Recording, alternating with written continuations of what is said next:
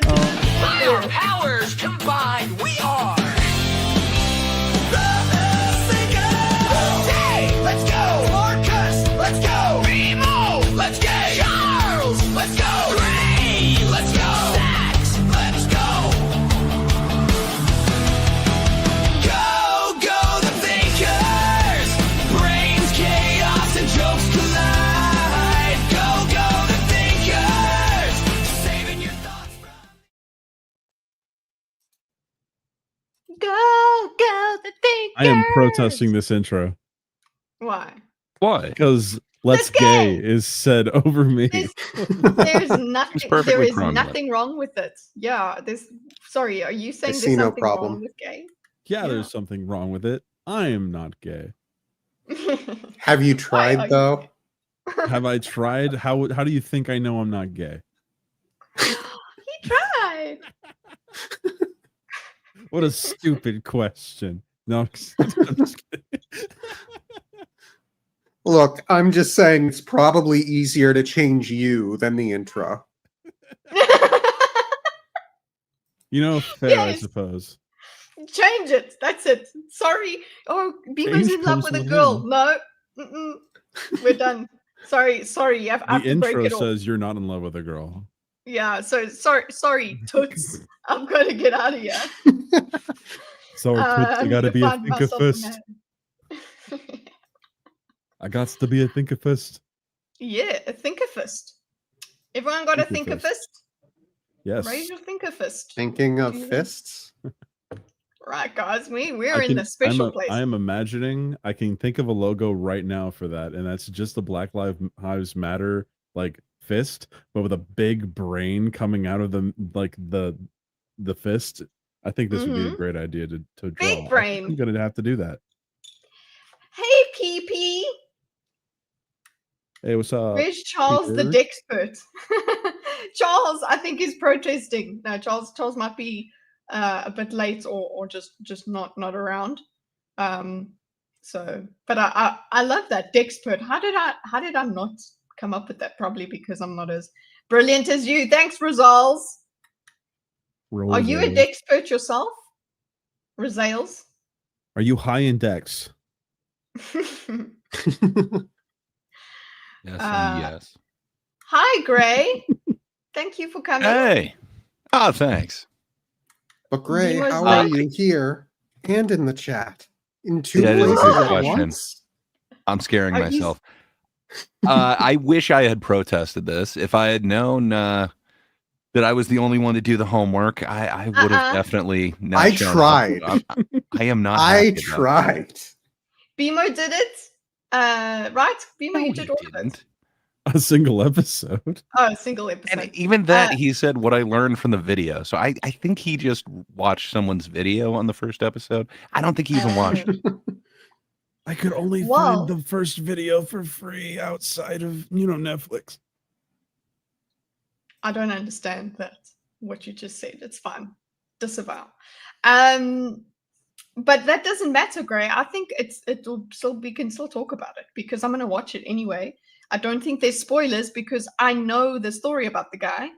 So Then it turns out you will have no clue what's going on in this thing because I don't know that they did is the problem. okay. Oh, I've heard a thing about the last episode, and I Yes, think that's what concerns me about the whole thing is that if that's what we're leading up to. So the last episode is I think it was Vex who said it. Basically the last episode ends with I am human and I need to be loved or something like that. That song is playing. It's worse Yeah. than that. So when we get into this, we can get into this. But no, it's sadly yes. They drag yes into this mess, and I wish they hadn't. no. But, Did they use Roundabout? no, I wish you could have seen like Ed Gein like rocking out to some Roundabout, but no, they went to Owner of a Lonely Heart, the lesser of the yes songs. No. Oh yeah, so You it's shouldn't basically put Owner like, of a Lonely Heart and Ed Gein in the same sentence.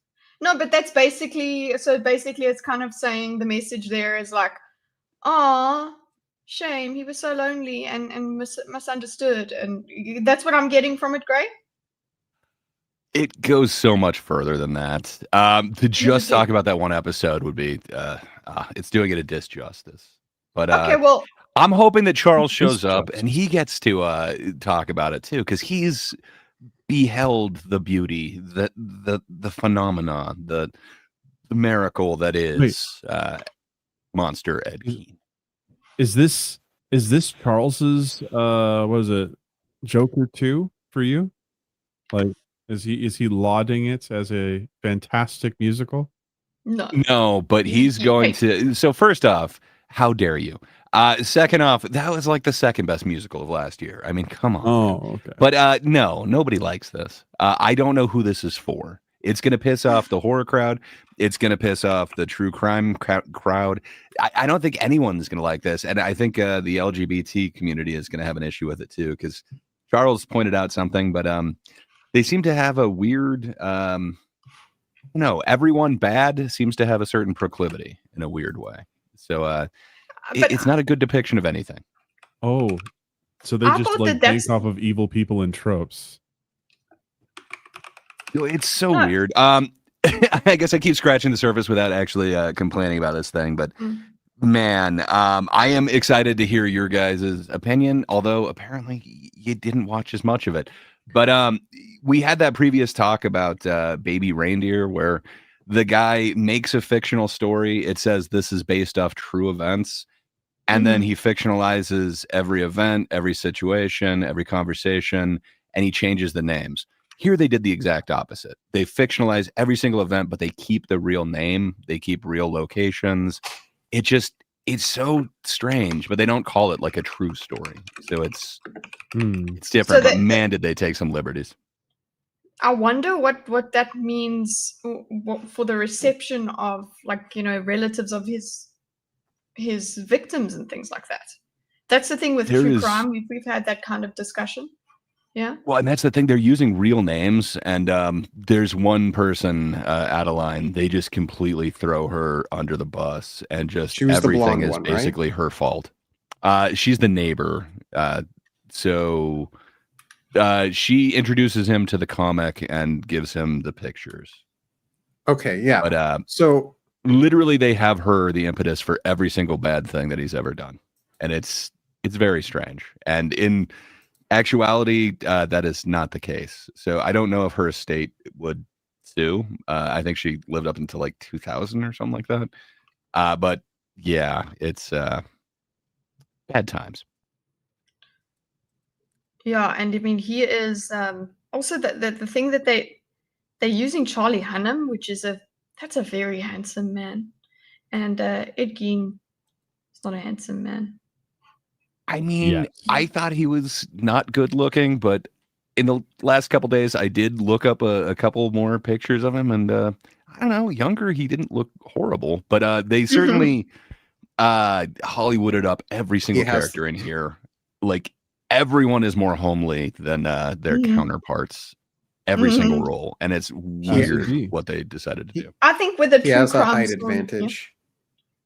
Yeah, well, that's the point, because the big deal about Ed Gein, I don't know, I always heard Gein, is his size. He is a massive boy. Like, that was the big deal about him. That's the kind of thing that creeps people out the most as well, is because he's just this big guy. Yeah, I guess that works. But for me, with true crime, if like, say, it's part of what made the person successful, like they're good looking and that actually helps them, I think that's what your casting needs to focus on. But if it's just you know, I think it should be a bit more realistic maybe in true crime. But then again, this is a glamorizing series, I suppose. I have a question, because I'm not much of a true crime guy, but I thought, like, when I heard this was a true crime thing, I thought it was like looking at a crime, like being investigated by amateurs, like Only Murders in the Building type thing, except real. Yeah. And I didn't get that at all from the first 3 episodes of the Ed Gein thing. No, Yeah. it's about this. It's It is the not, though. story. Yeah, that's what the I don't think I finished the monsters one. Gordon did. But yeah, it tells the whole narrative of the crime. But does it get to the point of the crimes? Does it get to the point where he's in jail? And yes, apparently it does. Because then Yeah. he helps them catch the other serial killers, which is just That's like what I heard. relax. That's Yeah. not how that works, love. There's so many liberties they Hero. took with Oh. this, and man, do they make him they attempt to make him very sympathetic, and essentially everybody else kind of put this on him, and he's just kind of a victim of the circumstance. But then they get him medication, and then at the end he actually becomes a hero. So Yeah. you know, that's Which good. I Apparently find disgusting. He's one of the Hero? worst serial killers ever, and you're doing that. Hi, darling. A hero. Gray, what Yeah, did you no, think of the Uh, shower scene, if I may ask? So I was hoping Charles would be here again to talk about this, because I think he might have We more can of a wait. cinematic eye Or I than can I. wait. But yeah, it's interesting because they really try to do this whole psycho thing, and there's a cool way Yeah. that they could have done it. Like there is a moment in the first episode where he's kind of doing a peeping Tom thing. If they just wanted to do that and just kind of barely, like, you know, pay homage to like these scenes that happen in some of the movies that were inspired by him, that would be cool. But- But man, do they do it so over the top, and they're winking so hard the entire time, and it's just, man, And it does not land once. Just ugh. And For me, it's Yeah. a huge no. But their attempt at Psycho is just horrible. Gus Van Yeah. Sant remade it, and that one was done tastefully, but you still got to see weird things like I don't know. Kevin Smith always liked to point out that you could see Anne Heche's butthole in that Gus Van Sant version my. of Psycho. There Okay. is an art to the editing. I was hoping Charles would talk about it, but he was talking about this one documentary called like 7852, which is all about the editing that took place just to make the shower scene in Psycho work. And Nice. man, they did not get that, but they go all out and they show everything and like way more brutality than any of the films that were inspired by him. It's strange. Mm. interesting were made. because for me, like with the shower scene, I felt like they were trying to do a lot to try to connect the Hitchcock stuff to the Ed Gein stuff, and to accomplish that, they like completely disregarded where they were in the Ed Gein story, so that we were just seeing a bunch of stuff that Yes, and that Didn't- is just the tip of the iceberg. If you think Yeah. that that was ham-fisted or over the top, or they were like mugging when they did that, that is the most subtle one that they did in this. They then Okay, move yeah, on to no. Texas Chainsaw It- it- Massacre, and then they move on to Silence of the Lambs, because Demi was also inspired by Interesting. it. But man, is it bad what they do with that. Just some choices were made. I'm sorry, I have one more question for Gray, if I may. Mhm. As far as may not. verisimilitude is concerned, with the Adeline storyline, you get the scene where she goes up, where Gein tries to introduce him or her to his mother for the first time, and she goes in the room, and she's standing like right next to it. Mhm. And she gets freaked out and then leaves, right? So Mhm. from that point on, up until she shows back up in the diner with the picture of the crossdresser, I'm thinking she knows that he had a corpse up there. But You would think then that. she shows back up and acts like she doesn't. I was confused. Explain it to me, So- please. It gets even more confusing if you actually watch it. Perhaps they're trying to do like an unreliable narrator thing, but it just seems to me like they're just throwing Adeline under the bus. That is just scratching the surface. So he was, prior to her suggestions, only like a grave robber. Sadly, his mother passes away and he can't live without her, so he has to get her up, is what starts his obsession, apparently. And he must have her back. Thus kind of the Norman Bates connection, or that's at least kind of what it's based off of. But Very Freudian. yeah, so Adeline then convinces him to practice on these bodies, if you will. But apparently that wasn't his idea before that. So not only is she the one who like introduced the bitch of Buchenwald to him and these crime scene photos that prior to that he hadn't seen, and he wasn't obsessed with these thoughts. So she introduces him to that, and then she also introduces him to actual necrophilia. He, prior to her, didn't have the idea of that. And then it's pretty damn clear that she knew what was going on in the house, that he just flat out tells her that he's eating out of skulls and stuff. And then she sees a good portion of the horror, and then she actually finds his mother's body, very much like Psycho. Yeah, That's it goes what I way, thought. way further than that. But just so that you know, none of that's true. So she once that's did what my an face is interview. saying. Yeah.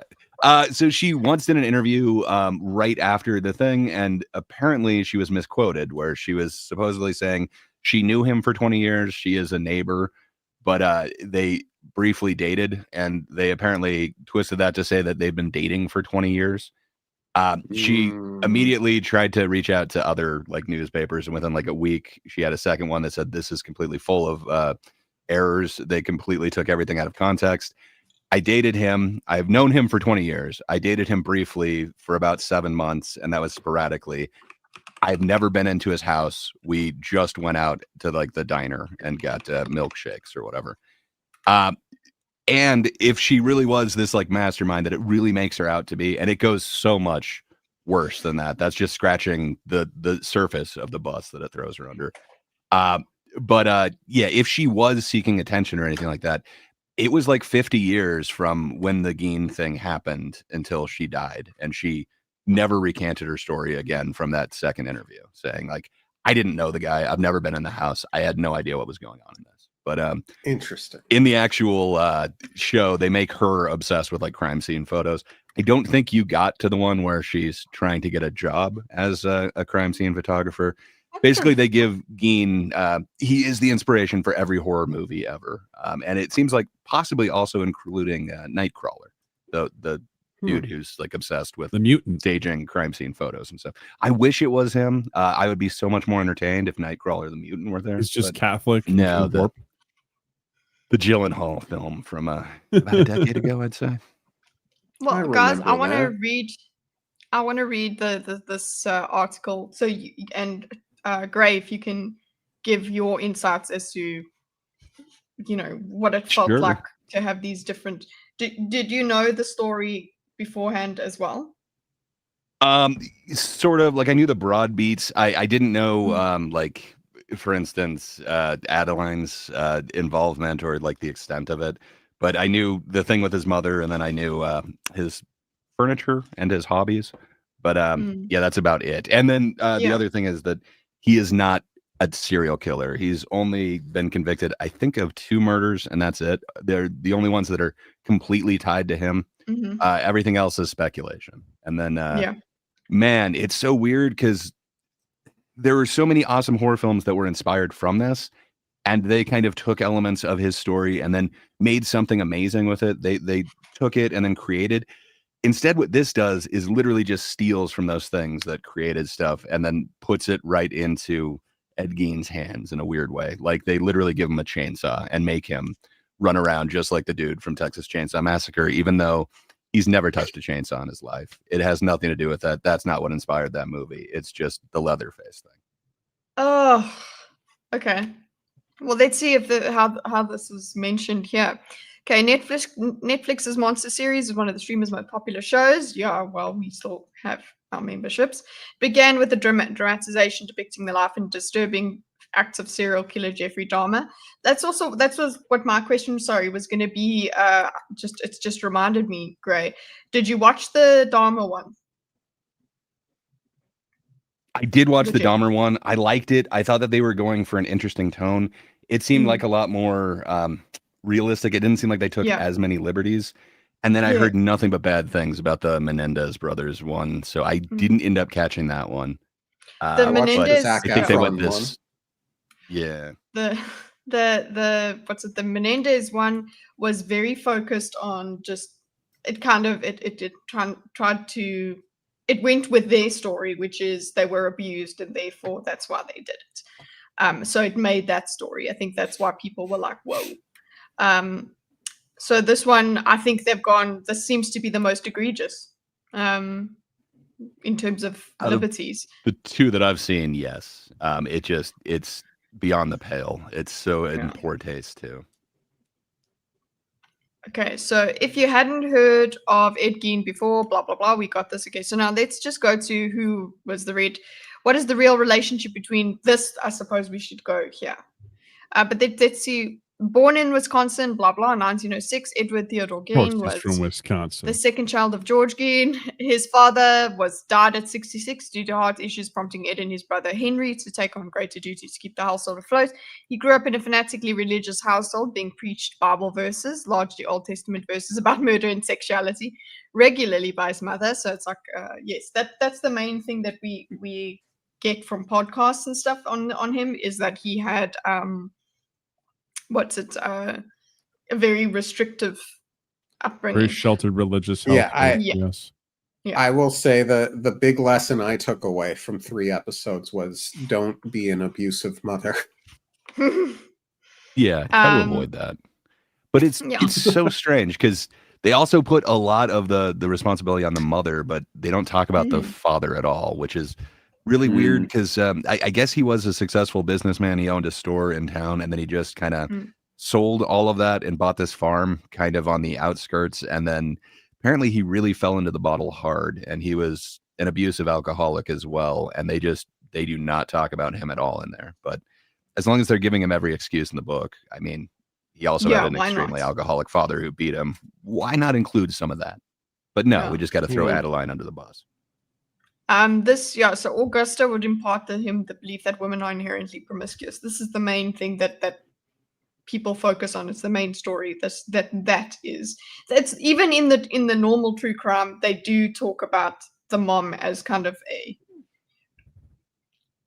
catalyst, an instigator that caused him to be so disturbed. But that doesn't mean that she is now responsible for his crimes. She isolated Ed from the outside world and would ultimately become obsessed and infatuated, and he would become obsessed and infatuated with her, a trait that resonated throughout his life. Yeah, this was the whole point. The whole weird, fascinating thing was him and his mom for me when I first heard the story. Yeah. I believe he lived with her up until like his 40s too, so he was kind of like the man of the house. Like it's weird, but they did have this strange relationship. Yeah. I thought they did that okay. Again, it's weird because is it a biopic? Like, you know that in those times where they're by themselves, like there's no way that that's what conversation was had or that's the way that they were talking to each other. But fair enough. So it's interesting. And the mother Augusta is played by Laurie Metcalf. It's always awesome to see her in something. But man, she really kind of goes all in and kind of gets lost in this character. I guess the same thing with Charlie Hunnam. We didn't mention that, but man, he chooses the worst accent ever and then just really sticks with it. It is a choice, but it's very grating. It's been kind of, I think, I can't remember exactly what Charles was describing it as, but somebody was describing it as like a Winnie the Pooh. I think Charles said that it was like Kermit the Frog. To me, I don't get like hints of like Jordan Peterson or anything like that. Like there's definitely a Michael Jackson going on in all of it. Oh. I'd say it's like Irish Michael Jackson. Wow. Interesting. I will keep that in mind. But you got interrupted by Corbin. That's so weird. Oh, no. Corbin, an absolute G, just tipped $1.99 saying Dexter became mid after season 4. They killed off Dokes way too early. Their dynamic made the show for the first 2 seasons. You're right. I could not disagree, or I could not agree with you more, which odd. That's weird, Corbin. But so in the books, Dokes doesn't die that way. He becomes kind of a cyborg. Just parts of him are removed, so including like his tongue. So he's not able to kind of pin down everything. So it creates this other creepy kind of otherworldly competition as well. I wish they had brought some of that into there. I just love the surprise motherfucker meme, and give me more Dokes. Yeah, just surprise, motherfucker. I need to get that. I need to get that clip. Oh my god, so good. Yes, you do. Right, yeah. So thanks, Corbin. Yeah, I enjoyed that dynamic as well. I think I just after a few seasons, it does get a bit old with Dexter, but I watched them all. I never. A so I cyborg didn't grow up ghost. watching it. He's not a real Yeah. cyborg. He's a transhuman. He's enhanced. That's really weird though. Like that is like Clanker. that's I wouldn't expect that in the show. I'm Clanker. glad that they didn't do that. He's not a clanker. He's got prosthetics. They consider it better than me. But Do we call fair it? Wait, enough. are like half Sure. are half like clankers clickers? Like We don't clank yet. Yeah.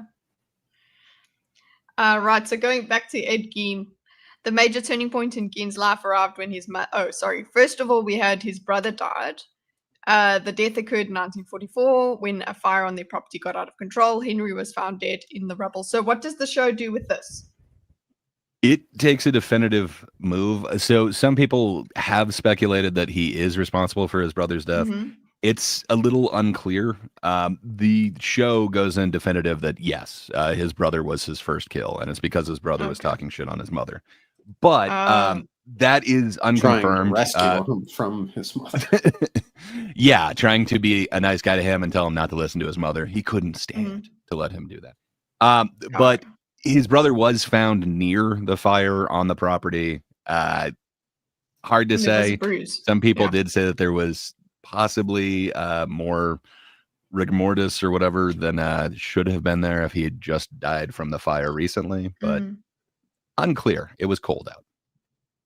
Yeah, unclear, but yeah, so never proven. But well, I don't know. It considering what happens later, it's really possible. Well, so maybe, but then they give him like this weird motive. So not only did he do that, he acted out in anger, but then he knew that that was incorrect. So then he sets up an entire way to do a cover story for it and then gets away with that. But then he doesn't ever implement anything like that in the future again. So I don't know. It Maybe is kind of strange.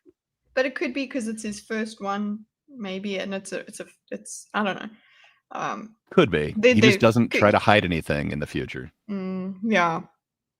Maybe he thought, oh, this is pretty easy. The major turning point in Gein's life arrived when his mother passed away, not too long after the death of Henry, which broke her. Yeah, to Henry. She got upset. Okay, Augusta died of a stroke while under the care of Ed. Her death ultimately saw Ed spiral out of control. The home fell into disrepair, and he found himself incredibly lonely. As his mental decline accelerated, Gein began robbing graves and committing murders. In this period, he also internalized and personified his mother's personality. A trait similar to Norman Bates in Psycho. Okay, so that's what he Very says. much. This is what it he is did. the inspiration for Yeah. that. Yeah. They love it. Yeah, and it seems to be backed up. He did try to dig up his own mother, and her grave was entombed in concrete, so he wasn't able to get her. So he got the next door neighbor to her grave. So you know, it's adjacent to mother, but yeah, he did kind of have somebody in the chair and would kind of hear her talking, a la Norman Bates. Oh yes, But, yeah. That they go into it discussion. very heavy-handed in episode 2. Wow, heavy-handed, ham-fisted.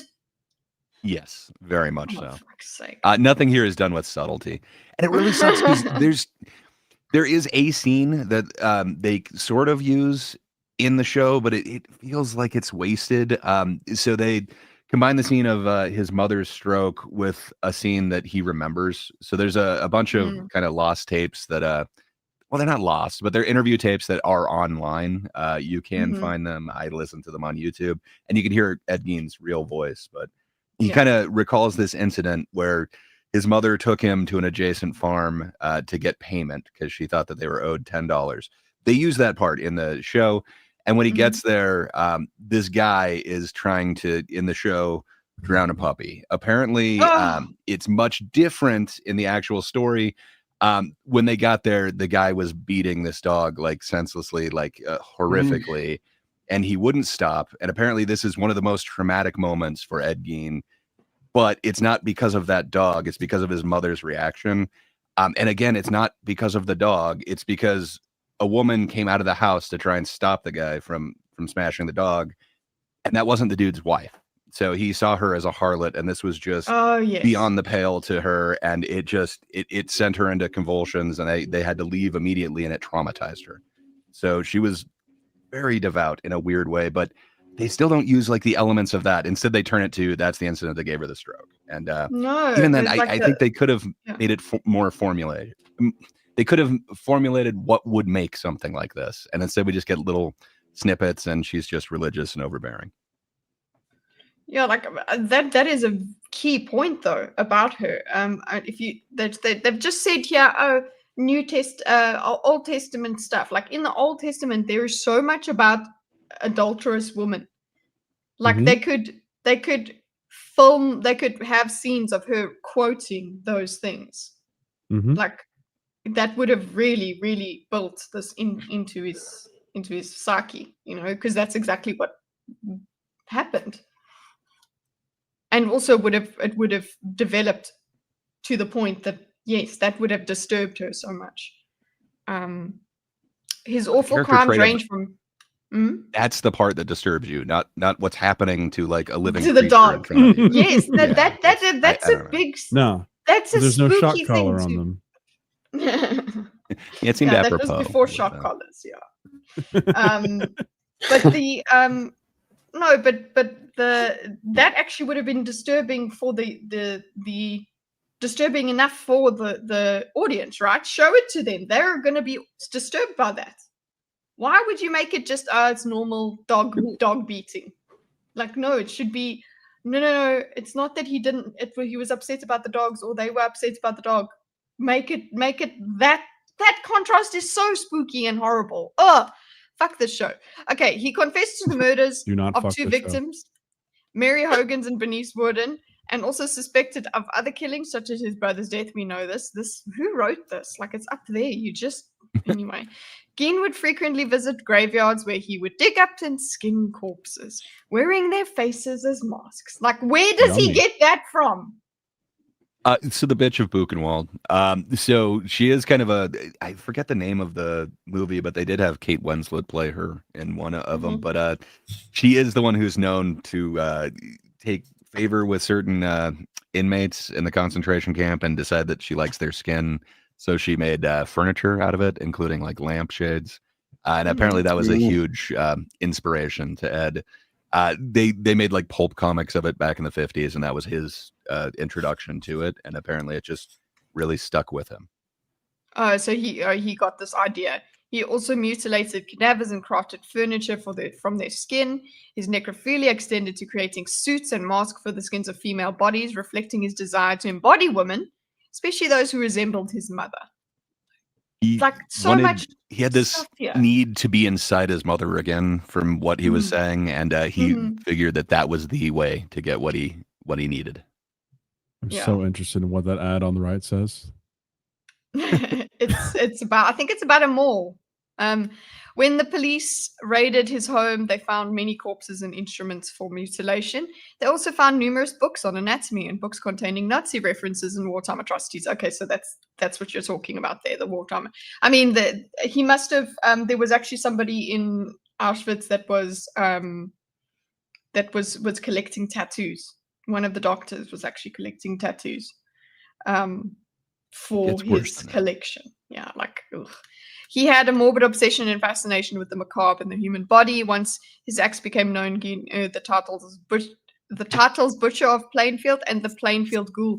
You know what? That now, the fact that you don't even need that. It's not like the Nightcrawler or anything like that. It's Ed Gein. You know his name. You're like, That's it. There's, you don't know his serial killer name. You just know his name. What was and the this real is relationship? Adeline Watkins. So Yes. if you notice, again, it's the real Hollywood treatment. Damn. So Mhm. that's the character on the left that's portrayed in the show, and then such a that's what she looked like on the right. There's not Yeah. even an attempt to be accurate to the source material here. Not even close. Yeah, nothing. Female has a face. Not There we even go. wearing glasses. Played in the series got by glasses in Susanna the scene. Sun, Adeline Watkins was a real life woman and one of few people who knew Ed Gein intimately. The show largely portrays her as an accomplice to Gein's heinous crimes, which has sparked some backlash over real historical facts. You think? I'm It's- sorry, you can't do that. To say accomplice would be like she kind of had a notion that he was doing it, She or helped she him. like didn't tell people. She's the instigator. She's the one who gave him the comics, the scenes of the crime scene photographs. She's the one who told him to, hey, why don't you try necrophilia? And then she kind of pushed him for a whole bunch of other things in this show as well. Why? Why would you make that creative decision? Then they decide, hey, you know what we need to do for an episode? We need to follow her because she wants to go to New York to become a crime scene photographer. Oh, yeah. And then she commits murder while she's there as well. So then they make her You. a murderer, or at least attempted murderer. And then they have her come back. And it's so crazy how far they go with her. At the very end, she comes to visit Ed, and he seems to be much better. So he is not thinking about his previous hobbies, but Mhm. she is. She is saying that, I have these thoughts. I am also evil. I have a list. And she brings a list to him.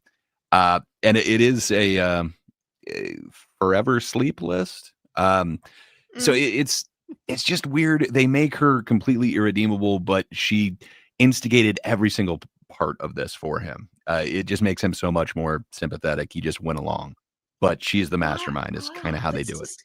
I suppose maybe do you think it could be a strategy, like make everybody so outraged so that we talk about it? I have no clue.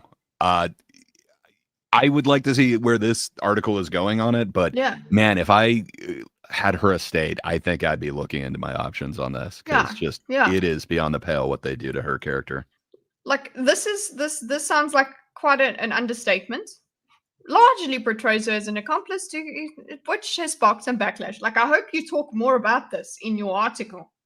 Back when Gein was arrested in 1957, Watkins spoke to the Minneapolis Tribune about her and Gein's relationship. Eddie and I discussed books, she claimed. We never read the same ones, but we like to talk about them anyway. I guess we discussed every murder we ever heard about. Okay. Fun. Eddie told me how the murderer did wrong, what mistakes he made. I thought it was interesting. Okay, so you took that and you ran. And you're like, you know what, yeah, that's it. A marriage proposal was made, but not heeded. Okay, that's weird. That's a weird word to say, not heeded. Like heeded, that's like a command. You heed a command, not a request, not a proposal. Right? Am I just being nitpicky? I think this was written by AI. Yeah. I turned him down, but not because there was anything wrong with him. It was something wrong with me. I guess I was afraid I wouldn't be able to live up to what he expected of me. I loved him and I still do. Okay, so people were like, how could she love him? I suppose. And the fact that she says, I still do, I suppose is something you can jump on if you really want to. As for the claims of the long-standing romance, she said there was no 20-year romance. Okay, so that you mentioned that, Gray, that there was no 20-year romance. They didn't. Yeah. There's an article that printed it, and then everything that she's ever said since then has been consistent. That no, we briefly dated, and it was sporadically off and on. I've never been in his house. However, he did meet her mother when he dropped her off, and it was cordial. The thing you're talking about is meant to be a documentary or just a movie. It's a movie. It's Unclear. A series dramatization, but I don't know. We've had this discussion. They're using before, the name. the events. Yeah. They're using everything that it inspired. Like they're heavily going into Psycho. They're heavily going into Texas Chainsaw Massacre. They're heavily going into Silence of the Lambs. So that all the things that it inspires, they're using actual names of actual people, but man, do they change up every single thing and take a liberty with everything. It's unclear. It's kind of a gray area where there was, again, this baby reindeer from last year where I can't remember his name, Richard Gadd, got sued for using events that were similar to what happened in real life, but for fictional character names at a fictional location, and changed up just a little bit so that it got the essence of it. Apparently that was too far, but using actual events, actual names, and then just changing it to fit your fictional narrative, apparently that's just fine. No, I think that's insane, especially when it comes to something as horrible as murder here, and also as well known as well. Like, I don't know. I think that's something that there should be something done about it. I don't know. I'm glad it's gotten backlash for it then. But I'm sure some normies that don't know the true story have just lapped it up and said, cool. Anyway, there was no 20-year romance. Show's portrayal of Watkins encouraging Geen is not wholly supported by historical evidence. Wholly? Why don't you just say not? It's only Watkins somewhat also claimed, supported. yeah, it's only somewhat. Watkins also claimed to have never entered Geen's home, where he kept mutilated human bodies in a shrine to his mother. So, okay.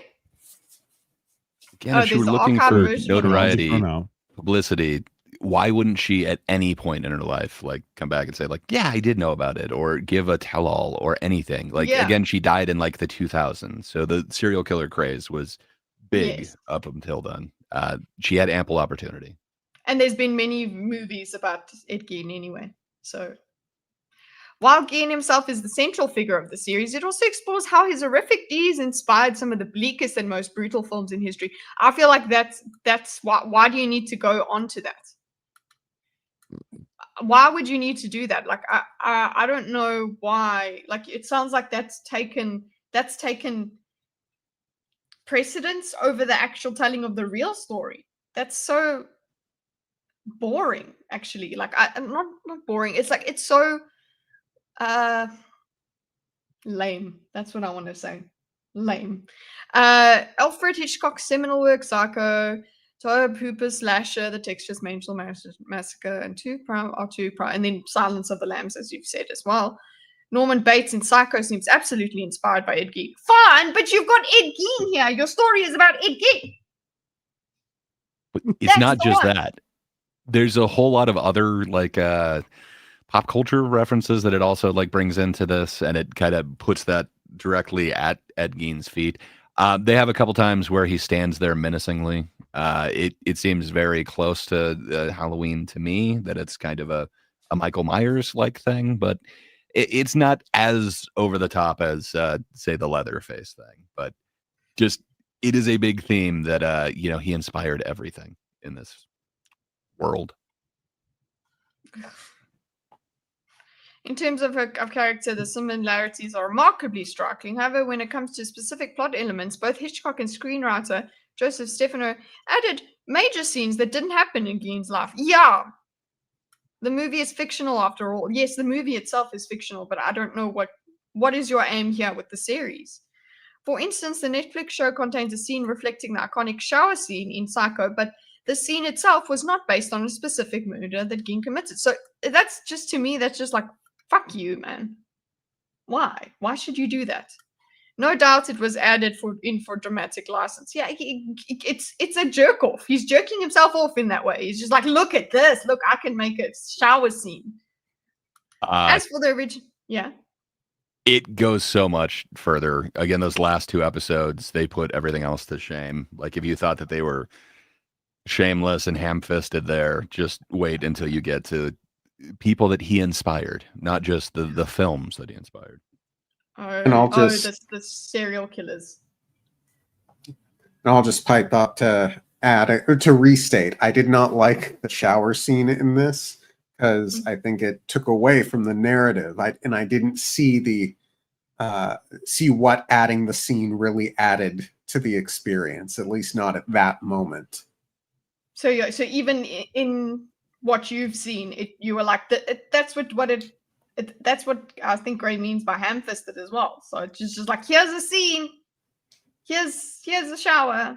Look, we did It was a thing. confusing. It didn't a add member berry, right? anything. Nothing of value Member was disc? added. Remember that? Member berry? Oh, I remember. I remember. Oh, so we've got novel. The author ardently denies any inspiration taken from Gein's life. Okay, well, that's the novel. The Texas Chainsaw Massacre, however, very much takes inspiration from Gein's story, but it's a myth intertwined with fact. Leatherface wears masks of his victims, much like Gein. However, there is no historical evidence that Gein killed with a chainsaw. The idea has become a myth popularized by the Texas Chainsaw Massacre. I never heard that. The Ed Gein chainsaw connection. I never heard that. It's just stupid because, again, like parts of his story inspired Tobe Hooper, who wrote Texas Chainsaw Massacre, but the actual chainsaw part, they even show it in this rendition of it. They show that Tobe Hooper's explaining where he got the idea for a chainsaw, and he happened to be in line at I think it was Montgomery Ward, but essentially like a store during the holiday season where you're just stuck in line, and just next to him was a chainsaw. So he just kind of imagined mowing down people. And that's kind of like his inspiration for Texas Chainsaw Massacre. But not only do they show that, but then they actually take it back, and there's these two hunters who during deer season disappeared, and supposedly they were somewhere near Gein's farm. So in this show, they have now decided that Gein definitively did take them out, and he took them out with a chainsaw, waving it around, much like the Texas Chainsaw Massacre, in the exact same movements that Leatherface does, while wearing a mask, much like Leatherface. Again, it takes like all this ownership or anything creative that Tobe Hooper completely took out of whole cloth and made for this. And then they're now saying, nope, that's actually just Gein. It is so strange the way that they decided to do this, but they did that with not only everything about Hitchcock, again, with that shower scene where, you know, it can't be that Hitchcock envisioned this thing. It's no, now we need to actually have him attack someone in a shower, even though we don't really have evidence of that. So is it like a again, another kind of look, let's just have a good old circle jerk. Look what we can do. I have no clue. Like, why don't they just call it Monster and say like it's a serial killer inspired by that, and then do their version of like a Psycho, their version of and then they say, Leatherface. hey, this is and then you talk about it being the Ed Gein inspired one. You can do that. Like you can still use the Ed Gein name as your draw, and then people just, people aren't going, oh, I want to see the Ed Gein story. They're like, oh, I wonder what they did with the Ed Gein story. Duh, that's it. Yeah. Fuck's sake. Gray,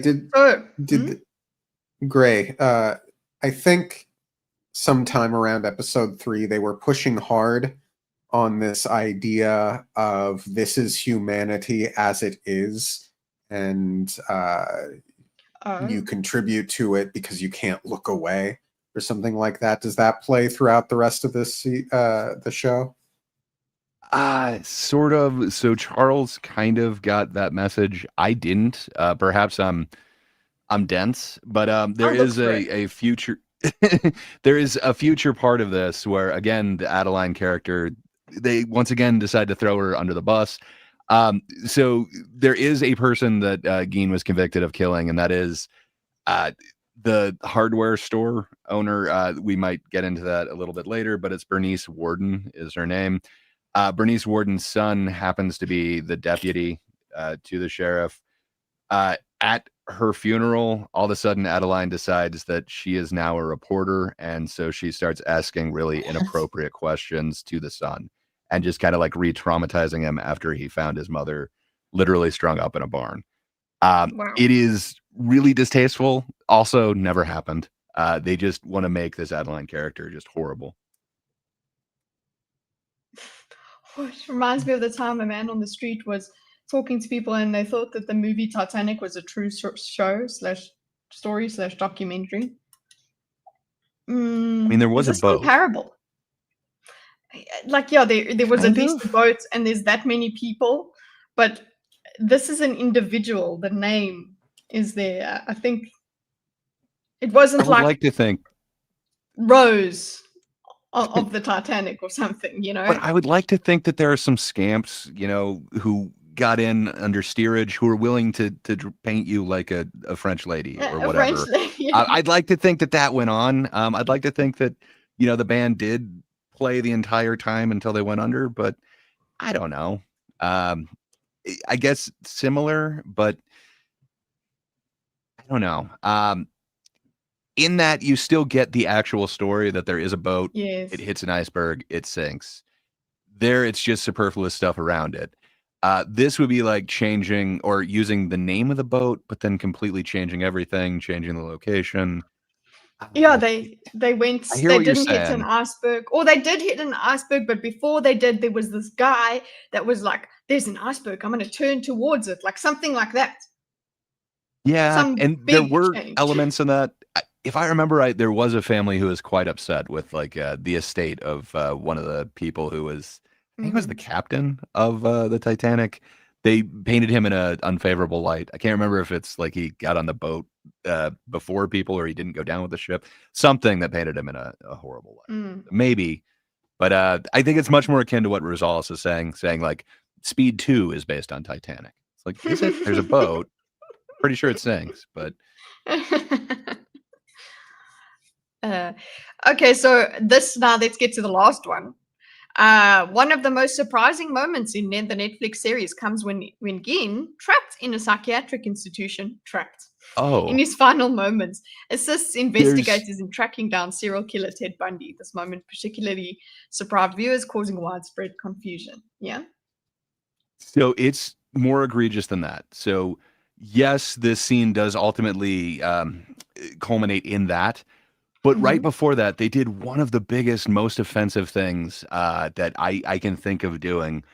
There is this great Netflix show, and I wish they would bring it back. Everyone's kind of really crying for them to bring it back. But Mindhunter, I'm not sure if you guys are aware of that, but Mindhunter, yeah. It's the FBI unit who first came up with like profiling serial killers. And they did that by going around and interviewing a bunch of serial killers.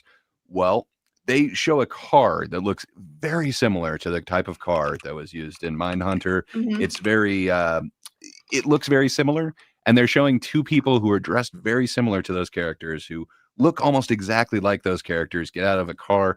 The lens is just slightly blurred, so you can't quite make out the distinguishing their features, if you will. But it looks very similar. And then you see them walking down halls that are very similar. And then you see them interviewing a whole bunch of serial killers. And it's just this weird, pale imitation of it. They're not the actual actors, but they got people who are damn close to ringers for it. And then they even got some of the actors who played the serial killers in Mindhunter. And just, man, it's just such a slap in the face to how good that show was and how good everything that they were able to pull off was to this. But they have, so they're interviewing a bunch of these different serial killers, and one of them that they happen to talk to is Richard Speck. He does come up in Mindhunter. Hopefully they get to kind of expand in a new season. But he happens to pass on information to Geen, and then Geen decides, I need to talk to the FBI. So they send out the two detectives from Mindhunter out there to interview him. And that's where he breaks the case and tells them exactly what they need to actually apprehend Ted Bundy. And he was the anonymous source that got Ted Bundy arrested, apprehended. He is a hero. Oh. Well, I think, you know what, I think also, sorry guys, I just realized that a lot of my knowledge actually that I think I had about Ed Gein is actually about Ed Kemper. So, by the way, Ed Kemper was in Mindhunter. That's what I'm showing here. Ed Kemper is quite there's lots of tapes with Ed Kemper talking about how his mind works. So that could be considered maybe some sort of glorification, but then again, they do keep in mind the whole time with Mindhunters that these people are disturbed. They're horrible. They're not heroes. They're helping because they're similarly disturbed. That's not the same thing. They like talking about themselves is another thing that actually happens. So it says here, possibly made up scenario. Let's put the debate to bed. No, Ed Gein did not assist in the arrest of Ted Bundy. This storyline was added to the series as fiction, possibly as a made up scenario in Gein's mind. Okay. So here. That's the thing. Yeah. They might have been trying to do something fun and make it so that like this is all a delusion in his head. They do not make that clear in here. Mm-hmm. I've heard a couple different interpretations that that's what they're doing. This is all fake, but it doesn't seem to be compared to how they're kind of making a lot of these other events happen around him. But man, I really wish they had taken kind of a strong direction in that. If that's the lesson that we're supposed to learn from this. Instead, man, they choose so many things that are actually somewhat ambiguous in real life and definitively answer that. But this, it's very strange because there is another meeting that happens towards the end, and it just kind of makes you wonder: is this real? Is this a delusion? But then they try and make it pretty clear that he's on medication. He's not delusional at this point. So it's strange. Yeah, and it seems, late in the episode, police do catch Bundy, who in real life admitted to killing at least 30 women, and attribute their success to an anonymous source. So do they say this in the episode that they like mention? We have an anonymous source. They're saying that he is definitively the anonymous source in this show. They actually say so. But yes, that is not true at all in real life. The time frame doesn't work out. It's just, no, none of that is accurate. Make and model of his car. Okay. The burning question for me is why make the show then? What was the intent here? Money, I'm assuming, and so he always causes a lot of controversy with any of these. The Dahmer one, it got a lot of controversy because they were saying that I remember watching like, humanizing him. Yeah, but the tone of that is so much different. Where the tone of this is kind of like he's just a victim of the circumstances. And then he is a good guy. And at the end, he really is on medication. He seems like he is very docile. And, he even caught this serial killer. So is he that bad? And then they have this kind of ascension moment where he ascends up these stairs and he does see his mother, and his mother is like, you have changed the world. So I don't know. There seems to be this definitive tone that he has atoned for his sins or something along those lines. You have changed the world. Maybe he has changed the world by inspiring all these great movies. Ugh. Well, there's a song and dance number, and there is a row of the super friends of serial killers, if you will. And he definitely inspired them, and they do show that in this dance number. But yeah, it is over the top and just like crazy. If you want to just start face palming nonstop, do watch the final episode of this. I don't think you need context for any of it. It'll be pretty clear. So, however, in 1958, he was found insane and found unfit to stand trial for his crime. So so that's what it's telling us. He was sent to a hospital for the criminally insane, and by the late 60s, he was seen as competent to stand trial for his crimes. So I suppose they went into that, like you said. So they're making it sound he's not delusional anymore. There's so many interesting elements of this story that they could have gone into that they just don't. So, for instance, like with his arrest, the sheriff, who you do get to know him a little bit throughout this thing, but they just show him as kind of a nice guy. He's just like awestruck by everything, the horror that they unfold in the house, just seeing all that. And he kind of just freezes. But the deputy who found his mother and, is one of the confirmed kills that he was convicted on, he beats the ever living crap out of Ed Gein. In actuality, that's not what happened. That dude was traumatized and everything. But Ed Gein then gets taken to an interrogation room, and the head sheriff, he cannot take the horrors that he's just seen, and he snaps, and he just beats the shit out of Ed Gein to a point where it almost lost the entire case against him because basically he went beyond the pale, but basically he had one of these like breaks with reality and just took it out on Ed Gein for everything that they saw in the house. But it almost cost the entire trial, and they do need to bring that up in the trial. None of that is in the show. It seems like watching a police officer who really gets taken to that breaking point, man, that could be some awesome drama. Great television. Yeah. Yeah, but no, they don't do any of that. Yeah. We also finally Choices were recommend made. the book. Yeah, gosh. So this is the person. So I suppose this photographs originally taken. Okay, no. So it's not the actual. It's not the guy that did the beating. It's just after. Okay. All right. Do you guys want to read the review that they had? Sure. Let's go. But yeah, this dude is known to cause controversy with a lot of his choices. Even back with what was it, American Horror Story, he also got a lot of interesting reviews. So I think controversy is definitely part of it. But I think the controversy for Dahmer is a much different one than this. This seems. I just remember when Dahmer came out, beyond everyone was like, "Oh, this is the LGBT icon we need." Yo, what the fuck? Dude, like, so even like close friends of mine were like in love with how they depicted Dahmer. And I'm like, I love that he's so gay. Like, it's like, why? That's You realize what you're doing. Like, why would you focus on that? No. Okay, so so are we saying that the acting was not good, huh?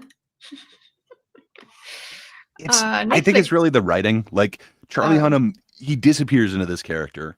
I hate his choice on the actual accent, but I don't for a minute not believe that he is that character. I just think the dialogue and the choices are baffling. But every actor in this is good. I like Laurie Metcalf, who plays his mother. I like Charlie Hunnam. I don't think they're bad performances, but yeah, I wish the writing was up to the performance. So Netflix once again dives into America's darkest corners with the latest installment of Ryan Murphy's monster anthology. This time the spotlight falls on Ed Gein, the reclusive Wisconsin murderer whose grotesque crimes not only horrified a nation but also reshaped the landscape of horror cinema. Okay, so I think I know where this is going. Okay, so because he inspired things, now we need to pay homage to his inspiration. God. His twisted legacy seeped into classics like Psycho and the Texas Chainsaw Massacre, cementing him as one of the most infamous figures in criminal history. So they just blurred these things. I don't like the idea that they blurred it because it's horrific enough on its own. We don't need to go into fiction. With Monster, the Ed Gein story, Murphy promises an unflinching psychological portrait of a man torn between small-town obscurity and unthinkable violence. The season begins with chilling intensity and striking visuals, yet quickly stumbles under the weight of its own ambition. What could have been a razor-sharp character study instead becomes an uneven blend. Hey? Stumbling under the weight of your own ambition. Relatable. It's lovely. What? Relatable. Relatable. There you go. What could have been a razor-sharp character study instead becomes an uneven blend of brilliant performances, suffocating atmosphere, and distracting detours. Okay. Distracting detours. So, I don't know. Suffocating atmosphere is pretty good, but... Okay. He wants to suffocate, okay? Set in the bleak and isolated farmlands of 90s, 50s Wisconsin, Monster, the Ed Gein story, excels at creating a suffocating, sinister atmosphere. The cinematography is one of the show's strongest assets. Are we in agreement? There's some cool stuff that it does. Yeah. Charles mentioned one scene that I think is really kind of interesting, and I wish they kept it up to the same thing. It's in the first episode where Adeline and Ed Gein are at a diner together. They're sharing a milkshake, and she's showing him this comic book and the pictures for the first time. The camera like pans down and you see their feet, and the entire scene kind of plays out with just their feet. You can see kind of this conspiratorial tone that they take, but it's just through their feet. It's not like a Tarantino type thing. Like you're not seeing unshoed feet or whatever, but there's some artistic things that they choose to do and ways that they decide to show certain scenes, but man, is the juice not worth the squeeze? And then it's not Mhm. consistent. Just Uh, I agree he with doesn't- Gray. yeah. I will say I felt uncomfortable watching it. So if it was going for that, it accomplished that. Mm.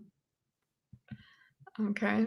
Cinematography, strongest assets, vast, desolate rural landscapes are contrasted with claustrophobic interiors, reinforcing Ed's isolation and psychological deterioration. I'm sure I would like that then.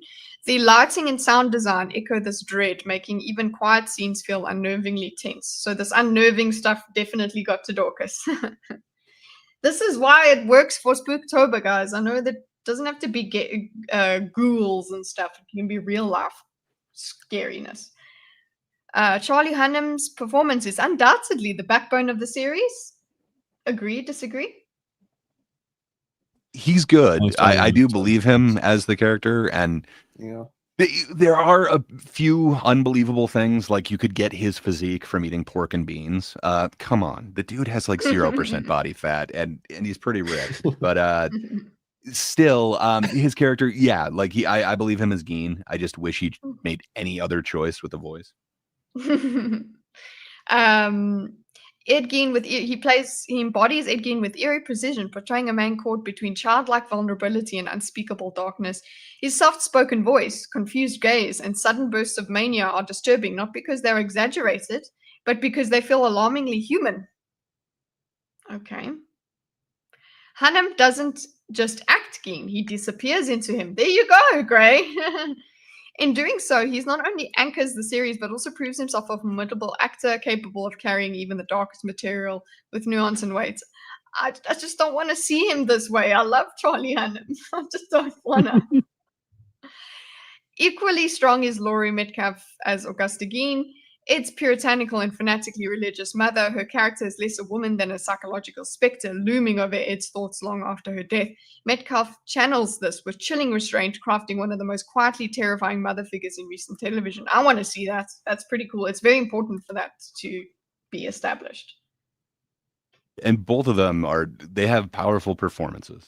I think Metcalf, because I like her voice, that worked a little bit better for me. But even then, you can definitely see the inspiration that some of these other, specifically Psycho, kind of took from that type of mother figure. So she's in it throughout because of the psychological thing. Yes, and also they just take liberties. So you do get a little bit of going back in time. You do get his delusions, but you also get a picture of heaven at the end. Oh yeah. Sorry for spoilers, but she is in the final shot. Ugh. Okay.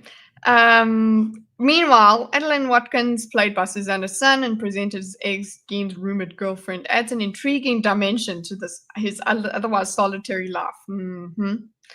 Where She Monster does a good the job as that character. Just I think they threw the actual person and used her actual name under the bus. Mm-hmm.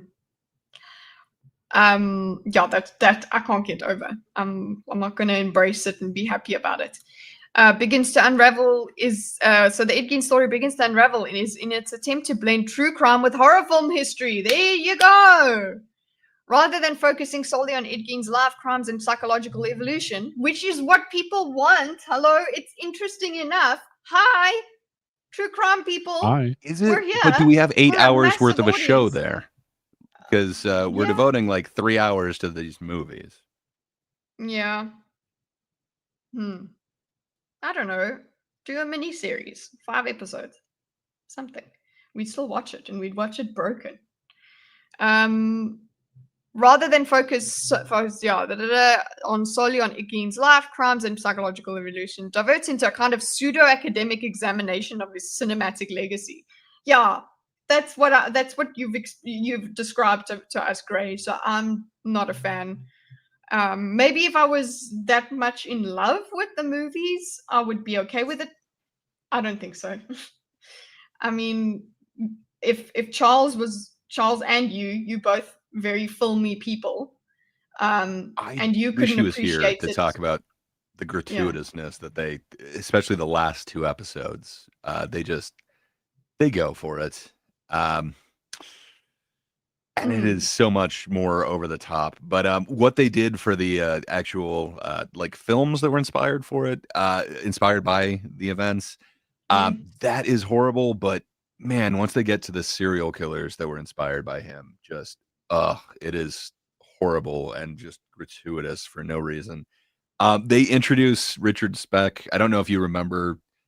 I don't know if you're all familiar with Richard Speck. I'm not. He is a killer who he killed a house full of nurses who were like in nursing school or whatever. He got caught because one of them hid. Yes, but while he was in prison, he got a partial sex change operation, so he has breast implants. So they gratuitously show that and his way of procuring drugs in prison. And man, it is like a hardcore. Well, I guess it's a softcore scene, but it goes on for far too long. It is gratuitous, to say the least. And that's just kind of your intro to that character, and then he comes up again. Great. Huh. Great times. I love it. Good prosthetic work, though, on him, I guess. So we're introduced to Alfred Hitchcock, Tom Hollander. Here they go for the actual people instead of like not just through the scenes they do, but they actually go in scene and dialogue and character of the filmmakers. That seems like it's a veering off, kind of like, why are we here? Is this what we're doing? Okay. And it does that for all of the films. It also does that for some reason. We just follow Adeline to someplace else for an episode. And then it also does that where now we're just visiting other serial killers that he inspired. And then we also visit the Mindhunter guys. It's just, it feels like there's not enough of his actual story in here to fill out the time. So we're just spending times with tangentially related stuff. And how is the sequencing of this? The timeline. Like, does it just come in at later episodes? Is it weaved within different episodes? What the hell? I suppose it would come later. Pretty much within. So the first episode, I don't think it's got anything like that in there. The second one is all about Psycho. The third one's like all about Texas Chainsaw Massacre, and then they throw a lot of Demi and the Silence of the Lambs kind of towards the end. And then the last 2 are also really padded out. But I think episode 6 is like all Adeline. So it's all over the place. I don't feel like they knew what they wanted to do in it, but it feels very disjointed. MSK, get off the crack. But there is a guy smoking crack in that. Actually, Richard Speck. I think you might relate to him, MSK. Once you go crack, you never go back. While these references might intrigue film buffs, I think it makes it. I think you might be more sensitive to its clunkiness because you recognize it so well. It's not interesting. It's getting in the way. I haven't talked to one person who enjoyed it. I don't think the guy who plays Anthony Perkins did a bad job or anything like that, but we're not just going into like Psycho and like the legacy of Psycho. Then we go into some of like the mental health of Anthony Perkins. And for instance, we meet up with Anthony and one of his lovers. And then he is questioning whether or not he should take the role. And then he does take the role. And then we meet up with Anthony Perkins later, and he's having a tryst, a secret gay love affair. And it's while he's watching himself on screen in a movie theater, he has this secret tryst. And then it goes from there to his diagnosis, and they're trying to get him to do some sort of conversion therapy to hide his homosexuality. So either electroconvulsive therapy or like essentially a lobotomy. And it's just, it scratches the surface on this whole like mental health thing, but it never dives into any of it. Where if that's where you're going, okay, then you could really tie the Perkins thing in with the mental health thing from Geen, but none of it goes anywhere. It's just all surface level.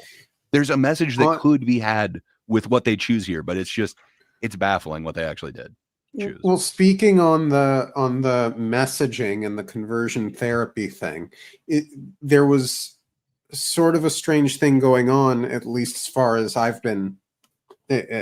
I got 3 episodes in. There was that scene where the psycho actor was in therapy, and the therapist basically was saying it's too bad we can't do that lobotomies have fallen out of fashion. Had great success. So conversion therapy is your best option.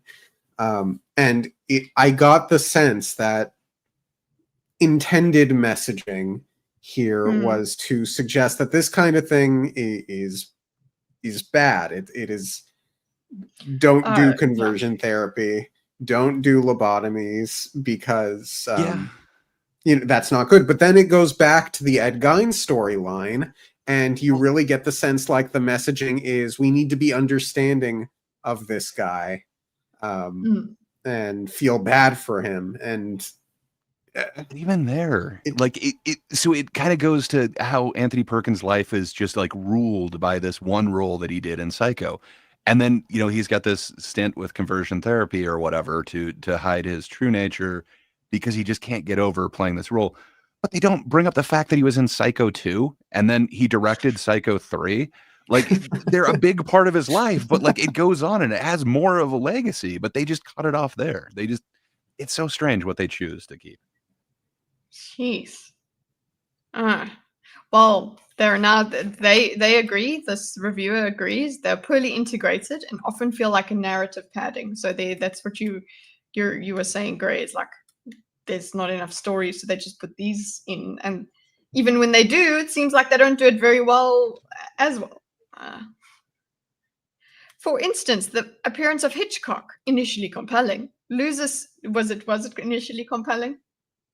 It's really distracting. They add like these jowl prosthetics to this guy, and it looks off. There was a movie not too long ago that was kind of like a biopic on Hitchcock, and I can't remember the actor, but it was actually really decent. I liked the guy who played Perkins, though. That rung pretty true. So loses significance after just a few scenes. A potentially rich storyline in which Hitchcock seeks to understand Gein in order to craft Psycho is quickly abandoned in favor of a surface level exposition. There you go. Similarly, the inclusion of characters like Richard Speck and sequences resembling Mindhunters episodes also serve to muddy the waters. So it's just, it loses focus. It goes, hey, you know what? Let's throw some of that in. And also, you know what? I also want to make a comment about conversion therapy. So let's do that, They also didn't do any of the Hitchcock stuff, if I recall correctly, in episode 1, but I think episode 2 opened with Hitchcock stuff. So you're like, could have stuck the landing, but didn't. What? No, you start the episode off and you're like, okay, how is this going to lead us back to where we were last episode, I suppose? Yeah, I mean, yeah. You don't have to agree. I don't know. I didn't do my own homework that I assigned everyone. I suppose it was more like I was in the Ed Gein world. Like that was the primary place that we were supposed to be. And then when you start off the second episode in Hitchcock world, you think, oh, okay, so the Ed Gein stuff is we're seeing all of the Ed Gein stuff through Hitchcock, but then it doesn't do that. It veers off the bulk of it veers back to the Ed Gein, so you're not quite sure if Gray has said it better than I could. So it muddies the waters. Worse still, some of these pop culture tie-ins are factually inaccurate. There you go. The show suggests FBI profiler John Douglas visited Gein, which is impossible. Douglas began his profiling work in that late 1970s, years after Gein's death in 1984. These liberties with the truth don't enhance the drama; they cheapen it. Agreed. If you take such huge liberties, it cheapens the truth, the drama. I agree Agreed. with that. Just as a general rule, you would Well, have and to this do goes something beyond exceptional. Mhm. the general rule, because it's not like in the show that they show that they just interviewed him and then he's just one of many.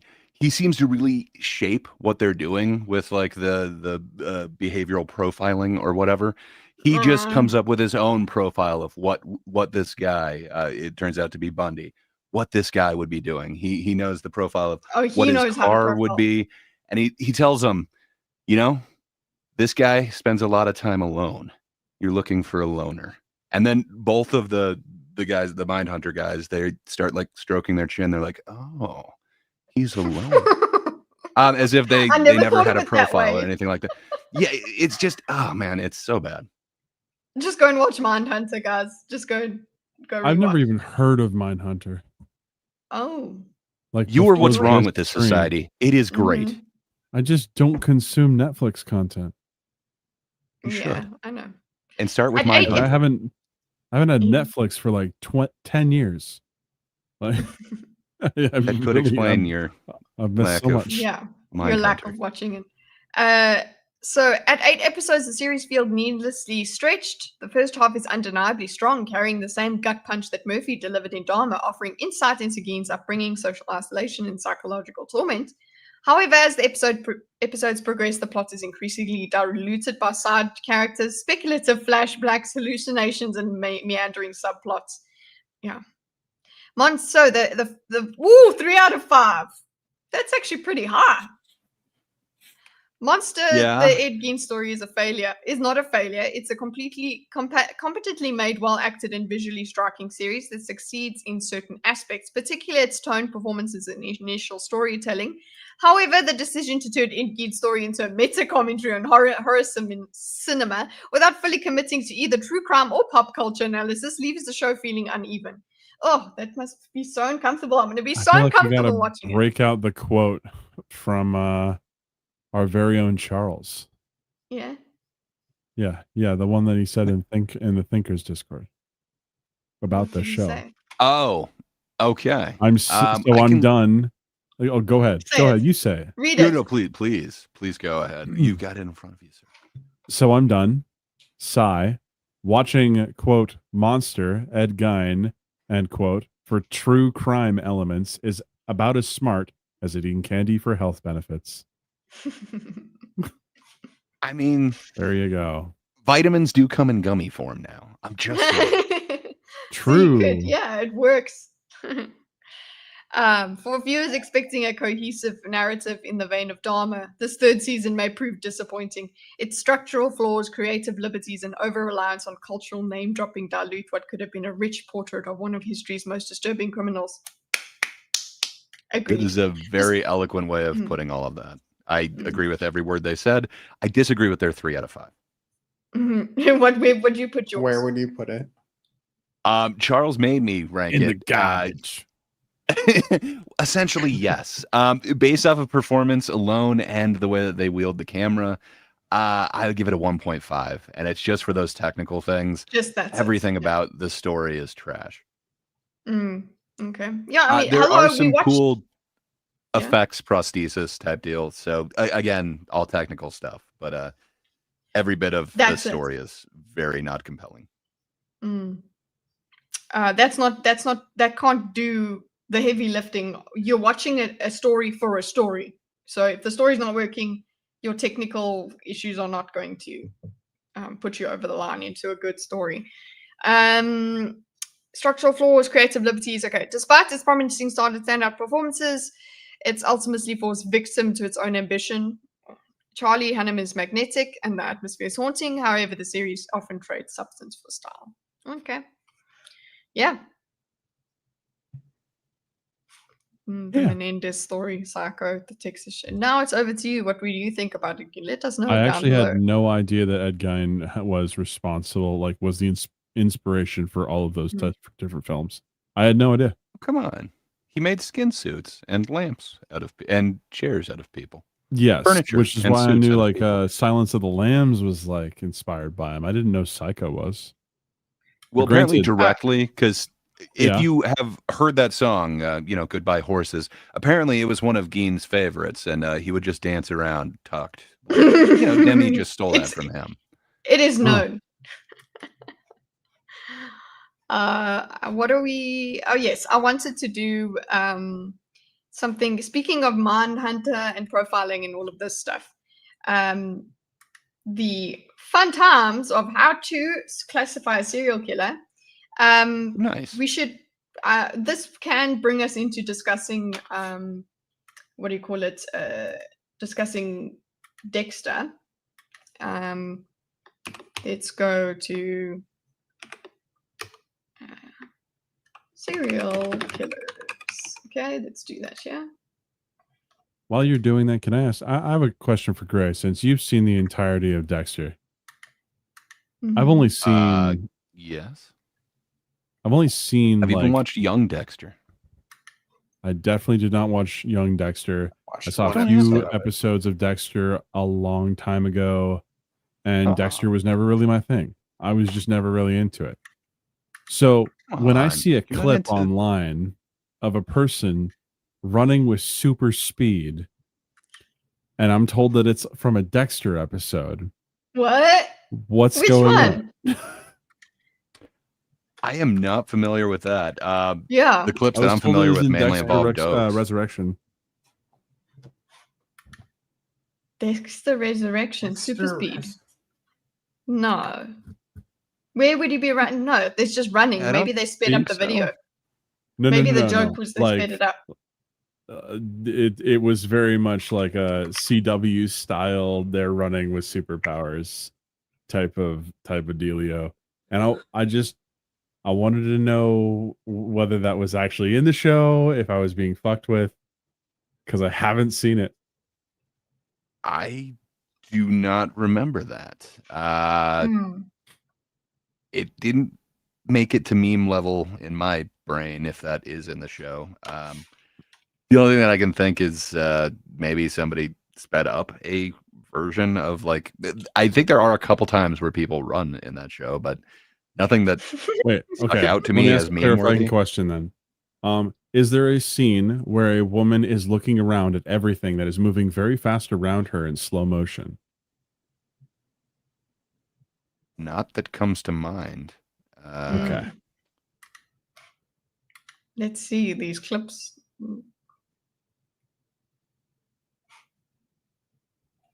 Yeah, I Is thought this woman I or this believe woman? so. Uma Thurman. I'm not sure. It would probably I be don't this remember. woman because she looks at everything as a clue. Everything, absolutely everything, always is a clue for her. Was ABBA playing at the time in the clip? I did not Dancing watch it Queen with audio. specifically. Okay.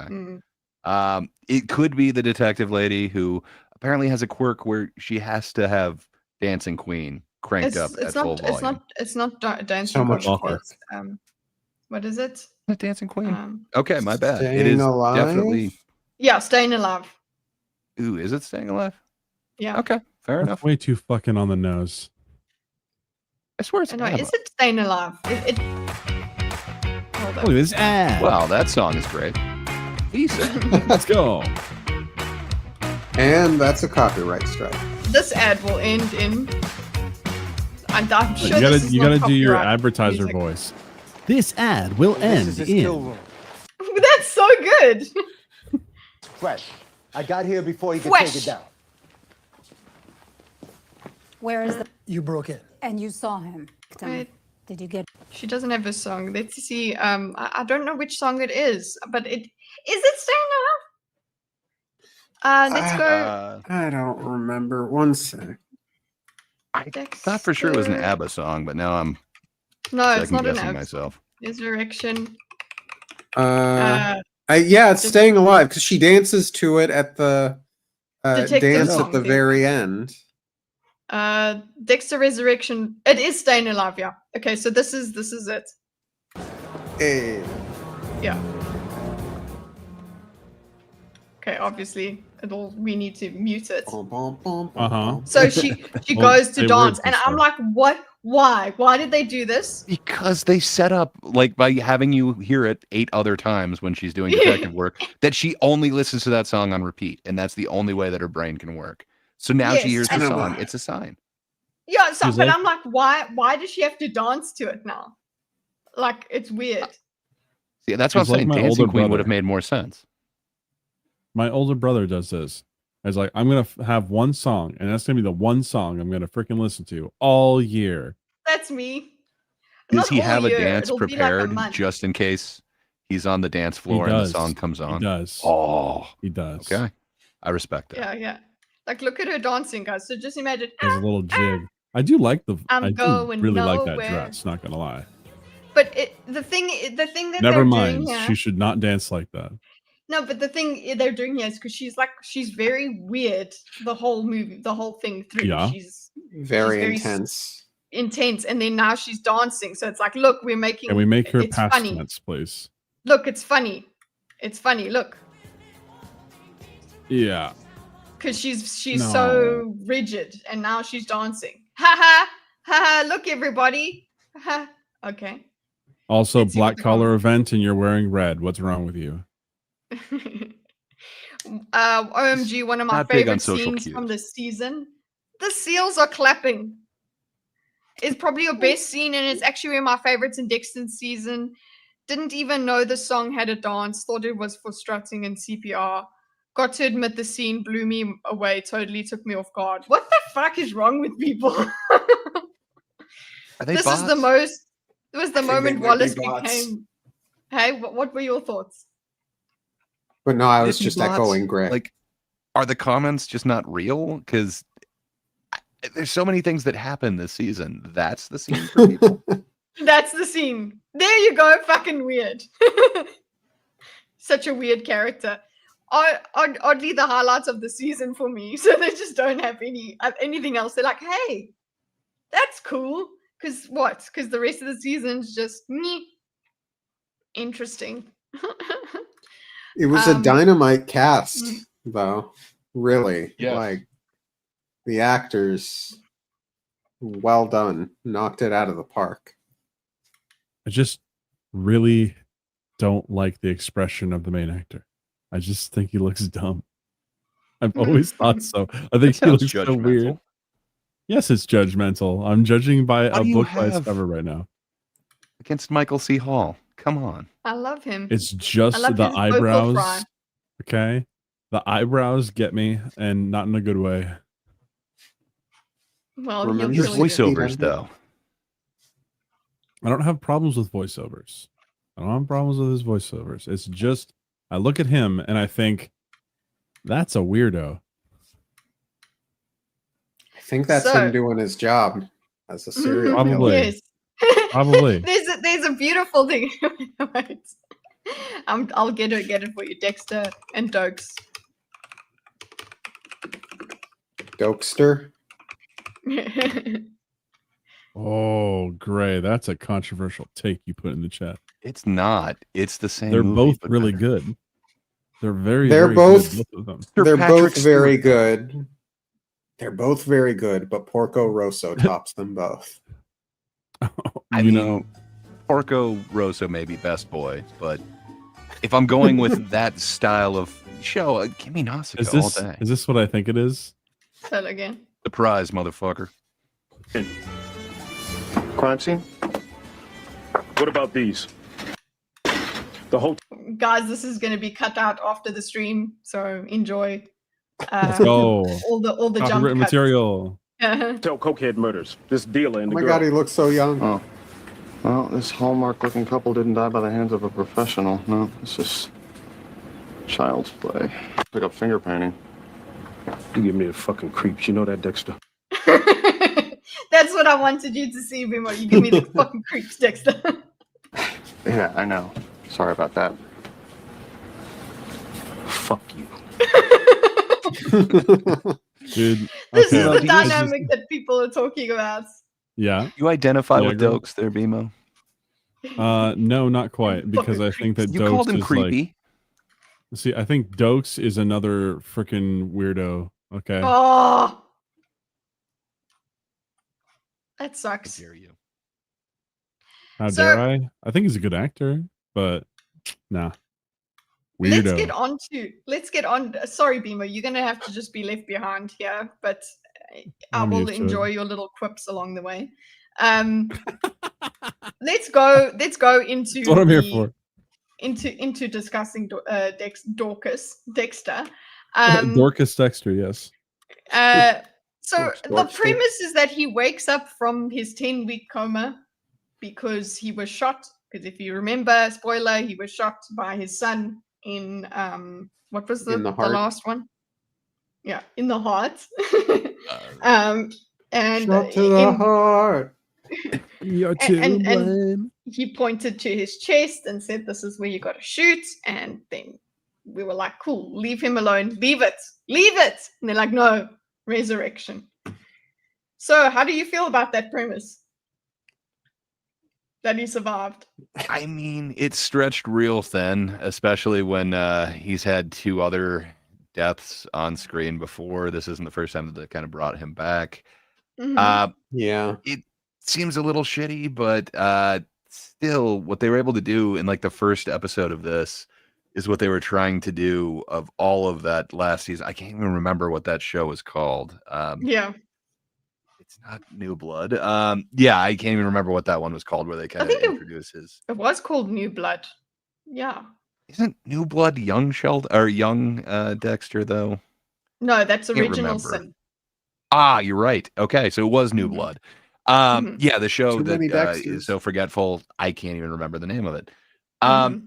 Just they really try to get you to associate with his kid and somehow get on board with him, and I could not.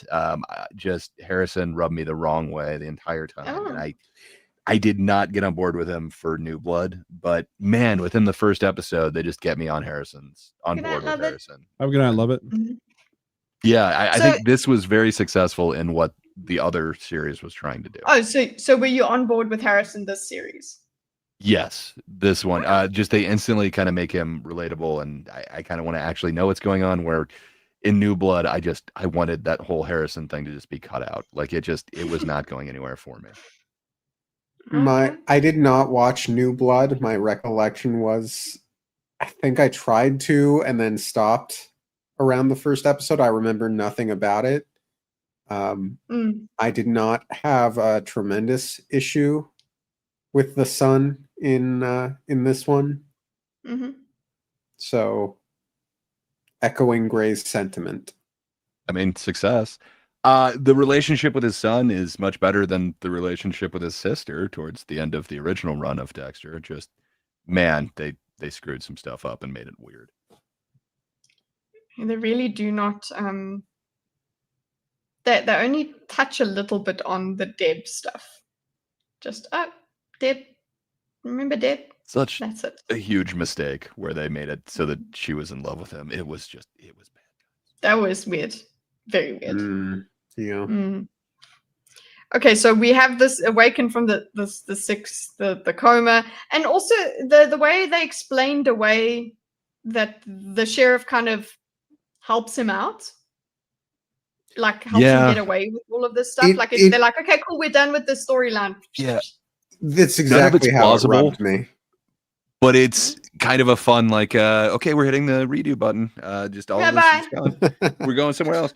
I'm okay with it because I hated everything that they were doing. But I don't know if somebody actually liked that. I'm sure it really rubbed them wrong because it doesn't make sense. It's not plausible. And okay, all of a sudden he's just away scot-free. Like, hey, you're not wanted for these crimes that we suspected you of before. Now, And this, never mind. Go check out the big city. Yeah, whatever. She did you a favor for some reason, and yeah, it's cool. Go check out. Let's restart this whole thing. I'm back to life. For me, it makes this very popcorny, as in like it's. I mean, that's Dexter now for many seasons. It's just watching Dexter because there's more Dexter. It's just like, oh, here is the brand, and here's some more killing by Dexter. The end. Like. That's what it made me feel about the whole season. It was just like, okay, cool. There's nothing really interesting going on for me. Did you happen to watch Young Dexter? And a curious No. Original Sin or whatever the hell that one was called. So I had much a similar experience with that. It was like, oh, okay, so these are things like, okay, they're people that are in the original series. We're getting somewhere, and then it just all fizzled out, and it just felt like they didn't have anything original for me. And then they also didn't have anything original, but they're just pulling back the like, remember this. Where I think I when I did heard watch Original Sin. Yeah. when I heard all this, they basically bring every character, a young version of them, into that original sin. Yeah. They just all meet him in one I- small time in his life. And it just The reason I think I think I watched it is because I remember hating what's her name, Deb. I just did not enjoy yeah, like something didn't about have the the charm actress. of that original actress. It was like you're doing Deb things, but I'm not on board with you. It wasn't working for me.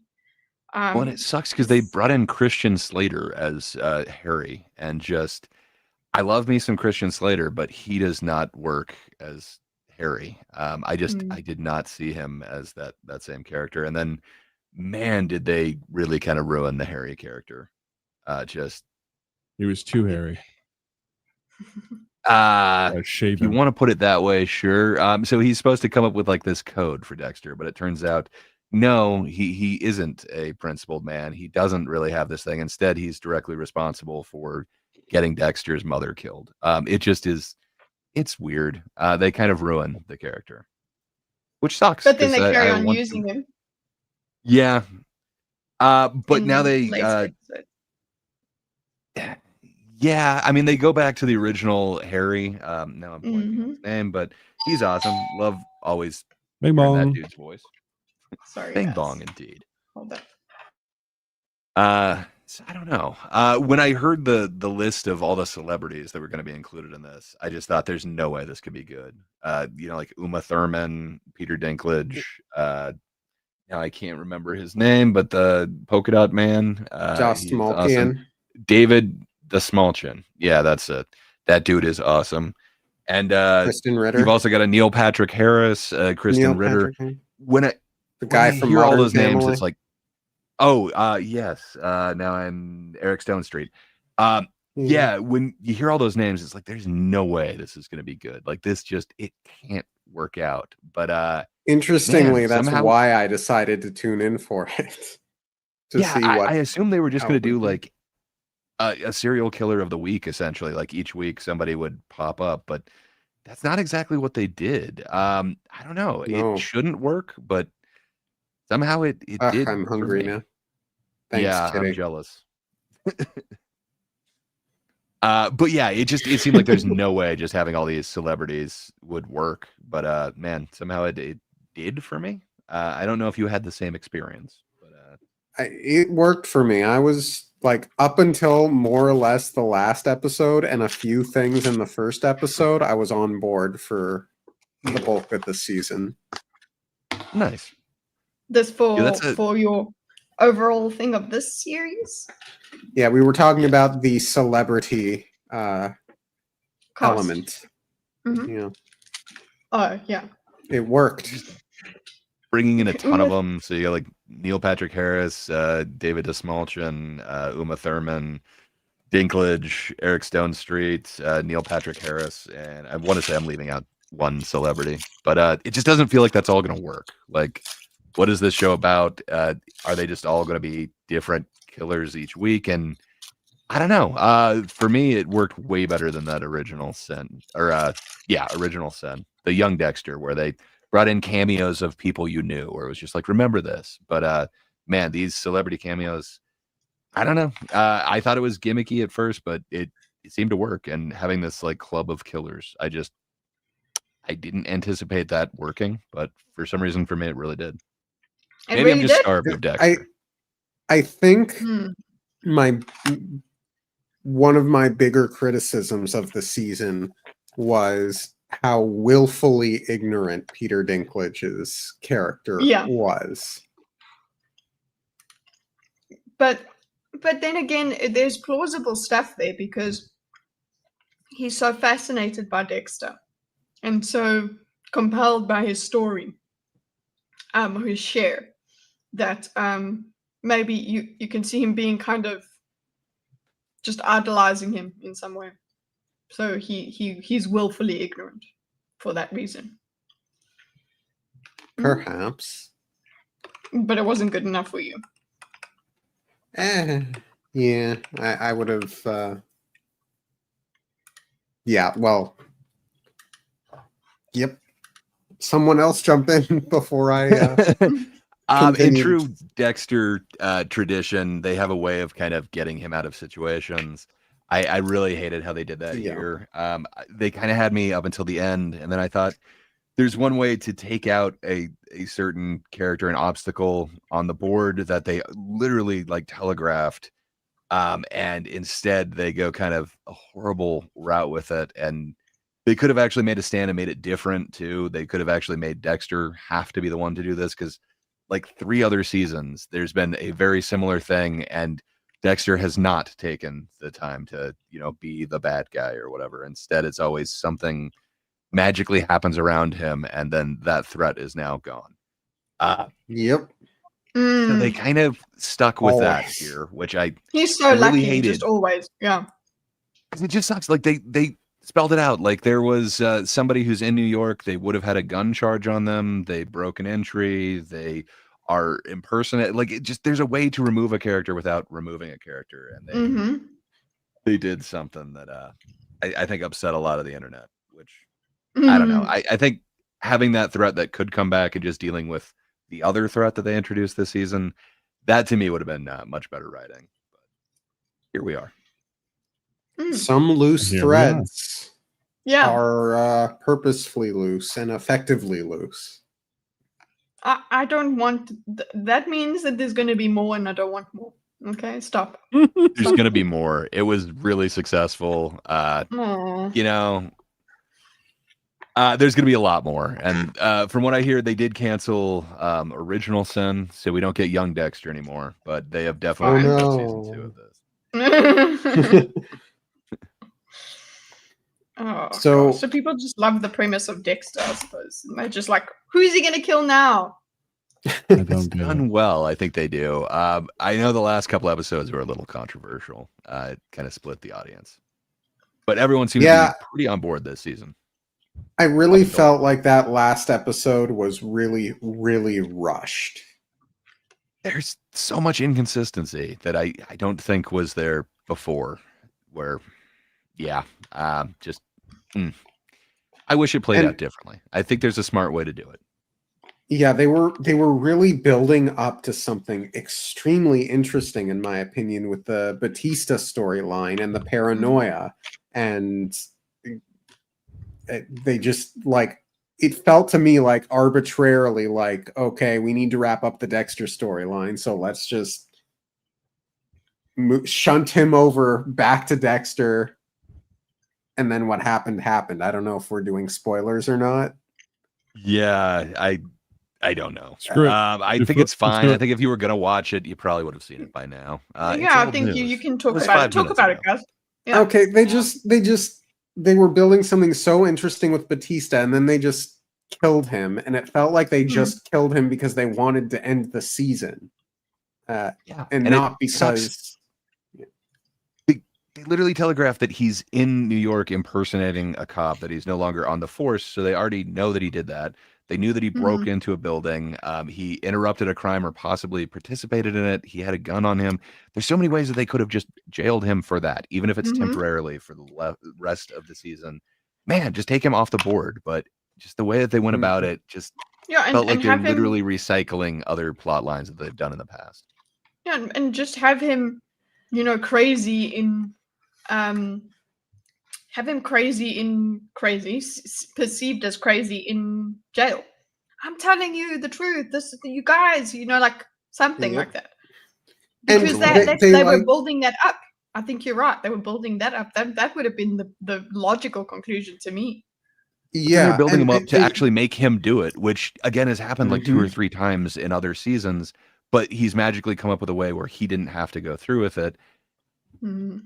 I don't know. Like this could have been a different season where he actually does have to do something dark, and he does like embrace the dark passenger. But and Yeah. he's a character with such a rich history in the season or in the series as a whole that it's not like they left an opening to revisit his character in some sort of way, even though he's dead in future seasons. They wrap that up. They find the body. Mhm. That's done and done. So wasted. yeah. But there's some cool threads that they did leave open. I would be kind of interested in there. There is Modern this Family Guy. overarching New York Ripper. You know, maybe we're gonna find out that answer next season. Maybe it's somebody we know. There's a lot of theories that it is a way to bring in other characters from the past. Why But can't yeah, we have prison Dexter? Because imagine having Dexter on like death row. Okay, and he just is surrounded by people that fit the code. Let's go, boys. Turn Dexter into Silence of the Lambs. Like essentially, okay, so you have Harrison who wants to be a detective. He's coming in there to visit his mastermind psychopath killer father to get the lowdown on these cases, and then That's great. he'll help him solve it. That could be awesome. But yeah, instead we're just gonna get more of the same thing. And the way that the boat just taking a fucking yacht, yeah, it's fun, easy. Yeah, The same as stealing a speedboat. That's exactly how easy it is. There's trackers on that. That's not as easy as you think, but okay. it was a modest yacht. Yeah, I have no idea. It doesn't seem to make sense. I'm choking. Also, but also like any sort of cameras or anything in this palatial estate. No. Not gonna worry about that. You can get in and out of the building without being seen. Like there's so many inconsistencies. The thumbprint? I just yeah. Is that a thing? I wanted more. No, I don't believe so. I doubt it is. I liked the landlord guy, the Uber driver. Oh, Blessing. Oh yeah. Yeah. Lovely. They could have done something cool with him. I know a bunch of the Dexter super fans kind of hated him for some reason. I don't know why. Why they just saw that it was taken away. That he wasn't fully getting fleshed out, and his relationship with his daughter wasn't the best. But I don't know. To me, it's a way to get Dexter to relate to a human, to then kind of tie it in with his son and realize that he's got to get right with his kid. But I don't know. They saw it as a waste. Do you think in this season, because now with what's her name, the previous one that you didn't like, that one, the message seemed to be, Dexter, you are a freaking psycho. Okay, at the end it was like, Dexter, you're actually a slave to this desire, and you're not for justice. You're actually sick, okay, and therefore you need to die, and your son actually kills you because you're just a killer. That's what I got from it, was just that, like, you're actually just a killer, and that's what we need to focus on in this story. That's what I got. And then this season, it was actually like, oh, there was this theme of justice, and maybe he does have a sense of justice, and he really does need the people to fit the code. For like, he was disturbed by having these. He was interested in having people that are like-minded around him, but when he finds out, like, say that Lady Justice isn't actually Lady Justice, whatever her name is, she's actually Lady Vengeance. Just a killer. Yeah, Lady Vengeance. She's just a killer. He wants to take her out. So it seems like they've twisted it back to, well, actually, there's something good about Dexter here. What do you guys think? Yeah. They're really trying to hammer that home, even though he's kind of shown in the past, he's definitely gotten a little bit darker, but they're kind of just by watching that, people want that. They want Dexter him to this be year. good. They do, yeah. Yeah. But Like he's it's not the point actually. of him. What's wrong, Bima? It's not the point of him. He's not supposed Yeah, to be a but good kind of person, is. He's the killer No, we he- need. Mm. but not the killer you deserve. I understand. Also, I don't know. There was a lot of stupid stuff. Like, why, Dexter? Why are you? You're being a bit dumb. Like, in a storefront, you're just gonna go and do your murder in there. Cool. Yeah, Yeah, just why not? right Or off your Times Square. threaten, Makes yeah. sense. and you're gonna just threaten people, and it'll be fine. That's done. That's done with. Now solve that problem. Yeah. And he's apparently going to leave the door open too. Mm-hmm. I And the guess lights he used to on. open the front door, but the back door was open because he was able to run out that. I don't know. It's just yeah, falling for. There's so many things that I want to overlook, like the falling for the tracker thing too. But I don't know. Mm, I was like, hold on, and Gordon's like, no, that'll never work. Because with the iPhone, if you have because I thought it was an AirTag. I was like, oh, you could use an AirTag. It's like, no, an AirTag. Apparently, when you put an AirTag in and you like leave it in the vehicle or something, your iPhone will notify you that it's with you. That even if it's not yours. But I was like, okay, but those aren't. It's the headphones. So he's like, oh, well, that actually would work. Like, well, then. It might, but man, are those things not accurate? Like they have it down to like exactly like what steps it is Within from the 100 door. feet. Where first off, there's no way that you could find parking that close to anything in New York. But Yes. that aside, like I don't know. So unrealistic. I'll go ahead and believe that they've done more unbelievable stuff in there, but The thumb. yeah, the thumbprint comes to mind. The cameras also there. The way that Yeah, the vault works and whether or not it Mm. is noise proof, because you can't hear a gunshot, but you can hear people cheering. So Yes. That's exactly what we were saying. Like, some of these things they got distracting for me. I was like, come on, guys. Could we try a bit more? Like, could we just. Maybe I'm just started watching Dexter that way to find little bits that are like unrealistic. Which is like, come on, guys, you're watching Dexter, See, on this side of the thing, it's so nice and highly fictional. I mean, let's actually talk about that. In the normal Dexter series, we had BTK, right? So that's based on an actual killer. But I think that makes it interesting that you're in a fictional universe. What would happen if we had Dexter take care of BTK? I think that gives you that license because you're not trying to tell the story of BTK. The name of the story isn't Monster BTK. Do you guys know what I'm talking about? Not at Yeah. Bind, torture, kill.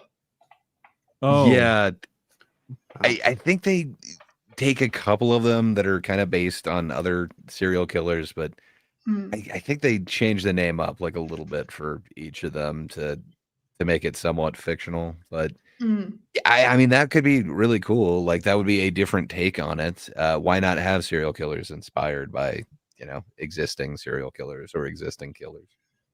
Yeah, because you kind of get this revised history that you kind of wish you could get. Like, yeah, I want justice. I want to see BTK get killed because that's what people want with Dexter is like there's these egregious, horrible killers, and then they're being shown, their victims and all of that.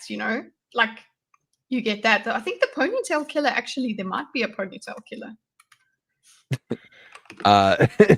Rex Vectum asks, why'd they give him that dope name? Sadly, that's kind of his method of going about it. He would bind, torture, then kill. No, he gave himself that name. Okay. Well, he was come on. Who else would bestow a title such as that upon yourself? But he named himself after his method. Yeah, he was like, "Ooh," and he was Is it sending like letters. a weird version of fuck, marry, kill?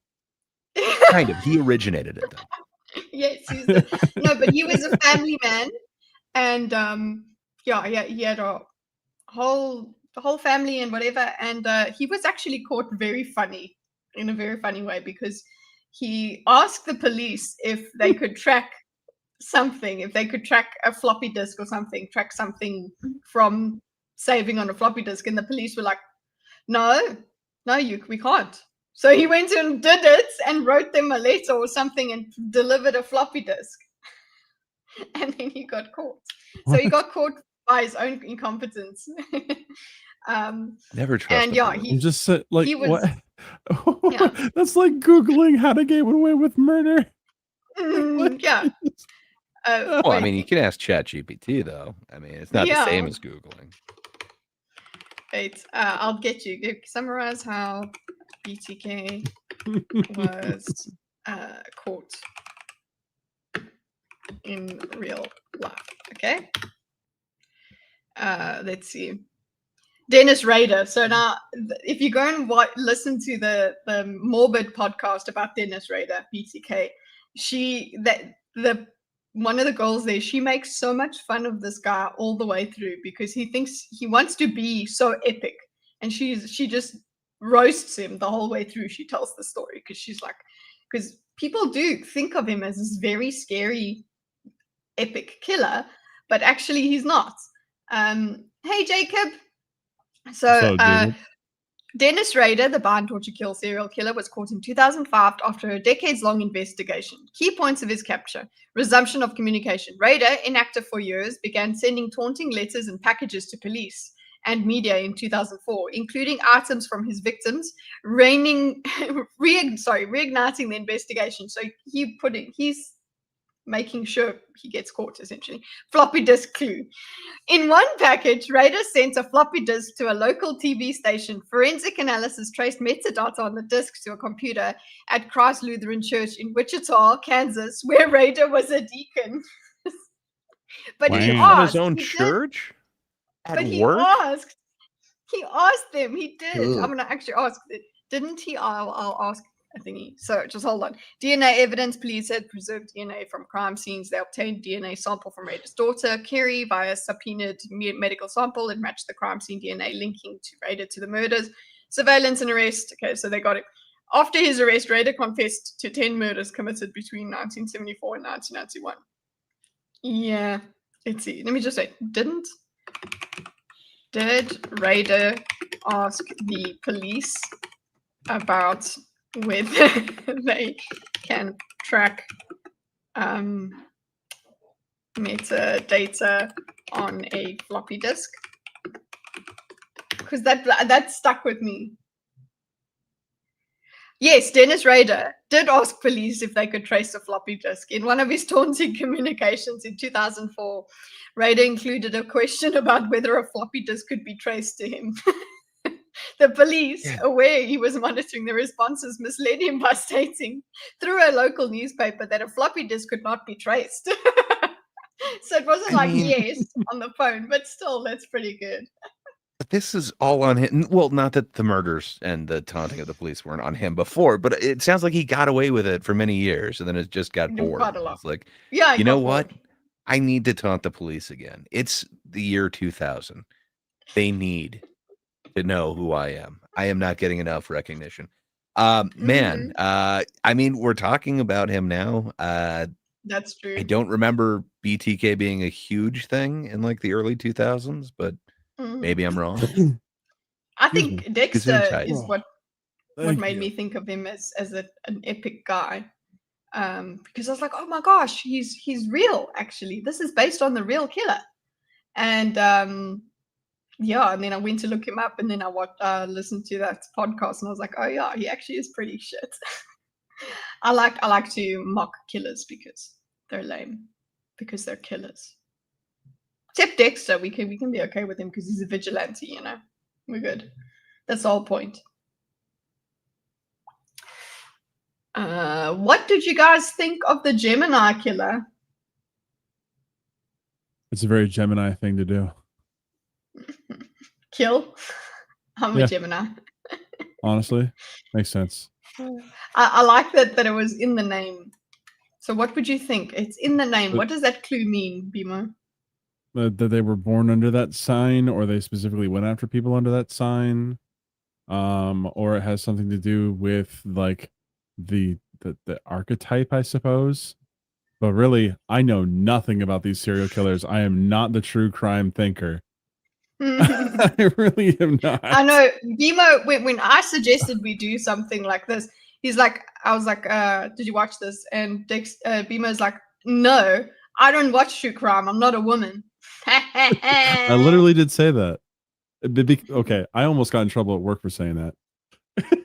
Why? Oh, because it's sexism. Because of it's true. sexism. And I'm like, wait a second. No. It's true though. And she thought about it, and I did not get in trouble. She was like, yeah, it's true. That's like, listen, what horoscope is the Zodiac killer supposed to be then? All of them. He's just all of them. All of them. Because he is a woman at work. Okay. Sure. So I think that's all we've got for today in terms of we were supposed to have Nick around, but he hasn't been able to make it. Next week we will have Zach's back because Zach's is Nice. a jet setter. Yeah, so we we'll can get all ask again. him what Rome was like, because apparently he got diddled by a priest. Did he? What? What? No. Well, I'll show you a picture that was very. Where's Dildy? We've got 'Cause, photographic evidence of him being diddled by a priest. This is what Kitty's saying. No, this is what we have evidence of. Is this is Dildy's ancestor. Great news! I found one of Sentient Dildo's ancestors in Pompeii, and Oh, we're it's flying amazing. to Croatia to reunite them. That's So, amazing. Yeah, there were several of these. They point to brothels, apparently. So, beautiful dicks everywhere. And of course, add a little bit of a sprinkle at the right side. Zax is too old to be diddled by a priest. This is true. He's a 45-year-old man, haven't you heard? And he prayed Yeah. for his family, yeah. Mhm. And he's a bad podcaster. Yes. Doesn't know how to interview people. What else? Oh, we've got the. Oh, you know what? Speaking of horror, guys, do you guys want to have a little bit of a chat about Hassan? Just at the end of this. Sure. The guy who uses a shock collar Mm-hmm. on his I dog. don't think that he should be known as that guy. I think there's Yeah. plenty No, other he things should to be- know him by. Those things, but yeah. Yeah, like platforming Well- terrorists. Yeah. And platforming dogs. Well, he gets upset when the dog gets off the platform. That's the point. Yeah. So, he killed the dog or something, right? No, Rex. He is. It's not one of the Paul brothers. Dick was good luck symbol, so they were obsessed with dicks. Well, I actually would like. Let's actually see if we can find a video of somebody wearing a shock, somebody trying out a shock collar. Be careful, you You're might gonna see find some some very. I'm I'm Yeah, gonna run looking into at- the wrong side of YouTube. Hey, Bimo, no. you want to come over to my house really quick? I got a shock Mhm. collar here if you want to help demonstrate. This is 11 years ago. Shockingly good pet products. I will bring my peace with me and defend myself rightly. Oh, you know what? We can do this. We could watch. There- We can watch a good mythical mole. Oh, okay. I was going to say they're not as bad as you'd think. I don't know the exact model that he has, but I think I've got a similar training collar, and my wife would not allow me to put it on the dogs until she knew it was safe. So I had to be the tester for it. It's Oh, not yeah? that bad. I didn't. Mhm. It can go all the way up to 100. I never did it up to 100 on the thing, but the vibration will definitely kind of scare you, and it makes this fun beep. But that electrocution one, it's it'll get your attention real quick. But it doesn't hurt as much as you'd think it would. It's very scary though. Gray, a freaky Dogs are line. smaller than mustards, Yeah, though, this right? is true. Not only that, I've got 2 collars that are on the same remote because I've got 2 dogs. One of them is mustard colored. The other one's black because, you know. But yeah, I had to test both the collars just to make sure. But I swear it was for research purposes. So this, look, I mean, what's it? Link is a bit dramatic, but let's see. Sorry if we get copyright struck. I'm gonna cut this out. Intensify it. Cavemen never got shocked, man. They burned themselves a few times, I'm sure. This is This is if you bark. Okay, so this is if you bark, you get a shock. This is freaking nerve-wracking, man. So that one seems you cool. laughing at me over there. Bark Yeah. collars are Making fucking old weird. dog Yeah, that is diabolical. Your dog is a dog. It barks, boys. Like what the hell? sounds. So Rex is saying if it's anything like being tased, it's horrible. It is nothing like being tased. I have tried out a low-powered stun gun. That is crazy. You like tense up and like fall over. Mhm. This is nothing I like think with a that. stun It's gun? like ow. This is My true, buddy's got Cameron. one.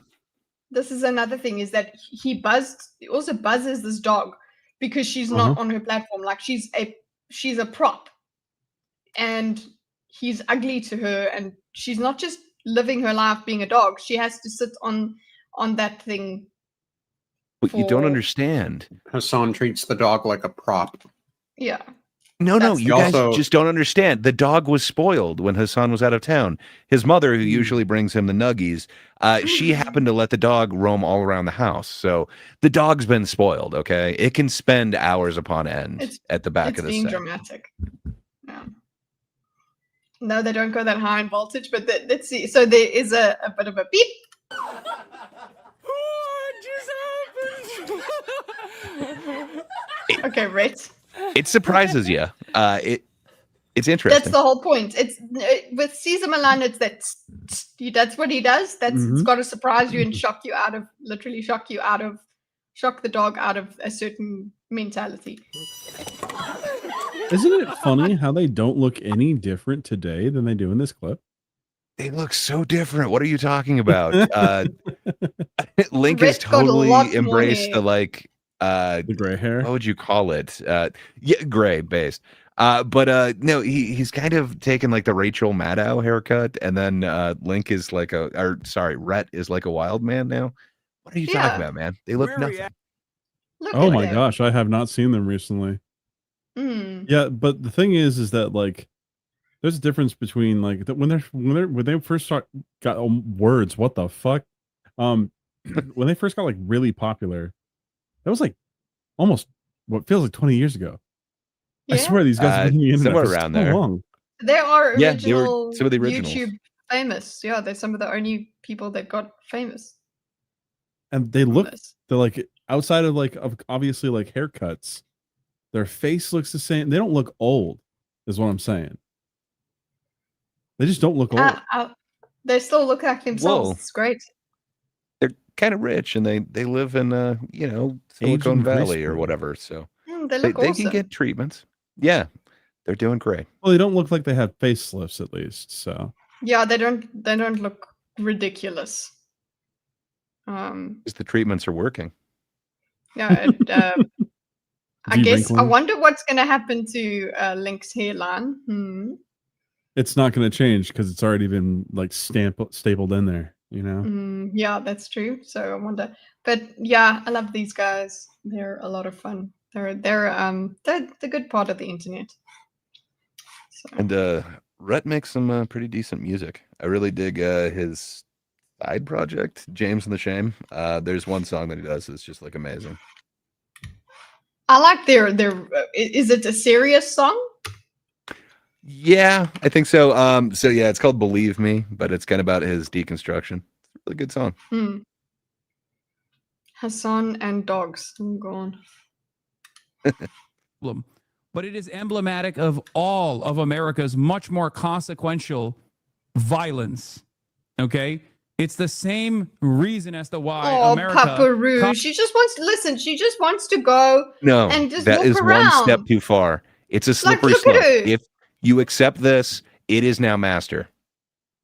Like, I'm just like, just think about Daisy if she was like, I want her to be in the drawer always. And then I just shock her when she steps out because she's busy being an animal. This is fuck you, Hassan. Aya, please No, she's just aesthetic now. fucking go. Such a cute puppy Stop. too. And she was getting But back yeah. on. You see, fuck you. Yeah. But just the Please so just obviously I was fucking being facetious. No dog deserves treatment like that. Like it's a living animal. It is not a set piece. But wait. Rex Spectum in the chat. Do you think that Hassan is a Muslim? What the fuck? Is just. Hassan He is might just, be like culturally Muslim in the way that like I know that Cenk was a Muslim or is a Muslim, but like Yeah. that doesn't mean he's a Muslim. He's not practicing. Ain't no way. he's a godless man. Go. Just stop. Oh, Paparoo. so that really reminds me of the one time that I've used the actual like shock feature on that training collar. So I got them specifically so that I could take my dogs kind of off leash in some of those places, but it's got 2 modes, 3 modes. I have only used the shock one once, and I got almost the exact same reaction out of my dog that he got out of his. So I took my dogs to the beach in Oregon, and I had my wife who had a broken leg. So I'm kind of taking 2 dogs each on a leash, and then my wife who's on crutches, and we're trying to get down to the water. So I knew eventually I'd be taking the leashes off, but I wanted them to stay around. One of my dogs doesn't necessarily like water. I didn't use the shock collar to make him sit in water, but once he kind of got the first wave that hit him, he kind of took off, and then he wasn't listening to me. And when I gave the noise thing, he didn't really stop, and then he just kept booking it down the beach. So that's the one time I've hit the shock thing, and my God, it was like the exact same reaction that his dog had. Like it let out this yelp, and then he immediately like ran back to me. And the only thing is at the other side of the beach is like where the actual road is. So I just didn't want him to run out onto the street when he was way far Shock ahead of your me. dog versus let your dog get hit by a car. Yeah. So I did not want that to happen. But man, when I saw his reaction to that, it makes me never want to hit that button again.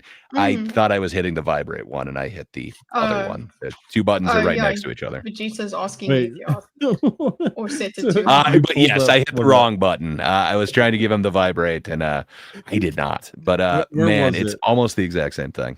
That one female cop that said taser, taser, taser, pulled out her gun and I can suddenly relate to her, but only in a subtle way. That's a Fairfax. Yeah. So, But So yeah, that Yelp made you feel like you were doing something, you were hurting your dog. oh, for sure. And it's like, and I don't understand how he has zero reaction to this whatsoever. So yeah. Hassan it's is saying plenty. that perhaps it's the dew claw got caught on something, so she just stepping happened to yelp because of that. No. But still, he has zero we reaction see him to it. Like, reaching.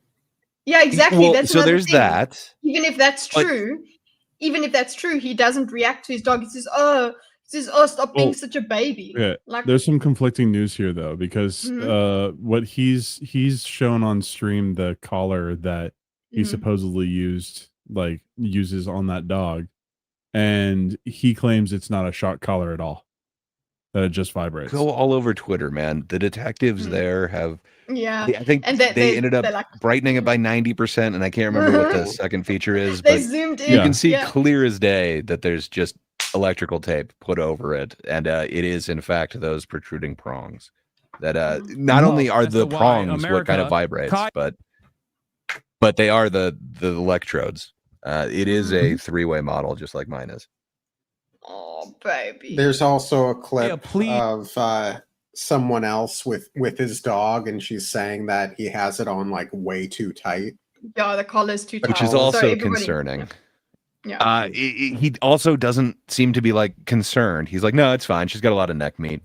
That would never be my response to, hey, I think this is too tight on your dog. It wouldn't be like, I'm gonna he's got check. plenty of meat. He's good. Yeah. Yeah, I would be concerned. Like I baby. don't see any sort of concern with him in a weird way. Well, look at this. Look, yeah. This. That's Okay, right, yeah, Rex. just- The best type of models, 3-way. through.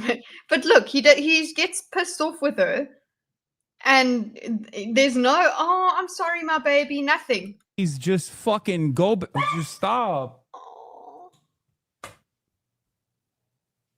Jesus Christ, what are you doing? You're being such a baby. Okay, I want to see what is the chat. The chat's just doing those faces, or was that before? Now, I've heard that It's shock Yeah. collars Just- are not legal in California. So, is there any hope that someone's going to go in there and get the dog legally? I don't know about that. Mm. I am not in California, so I don't know their laws.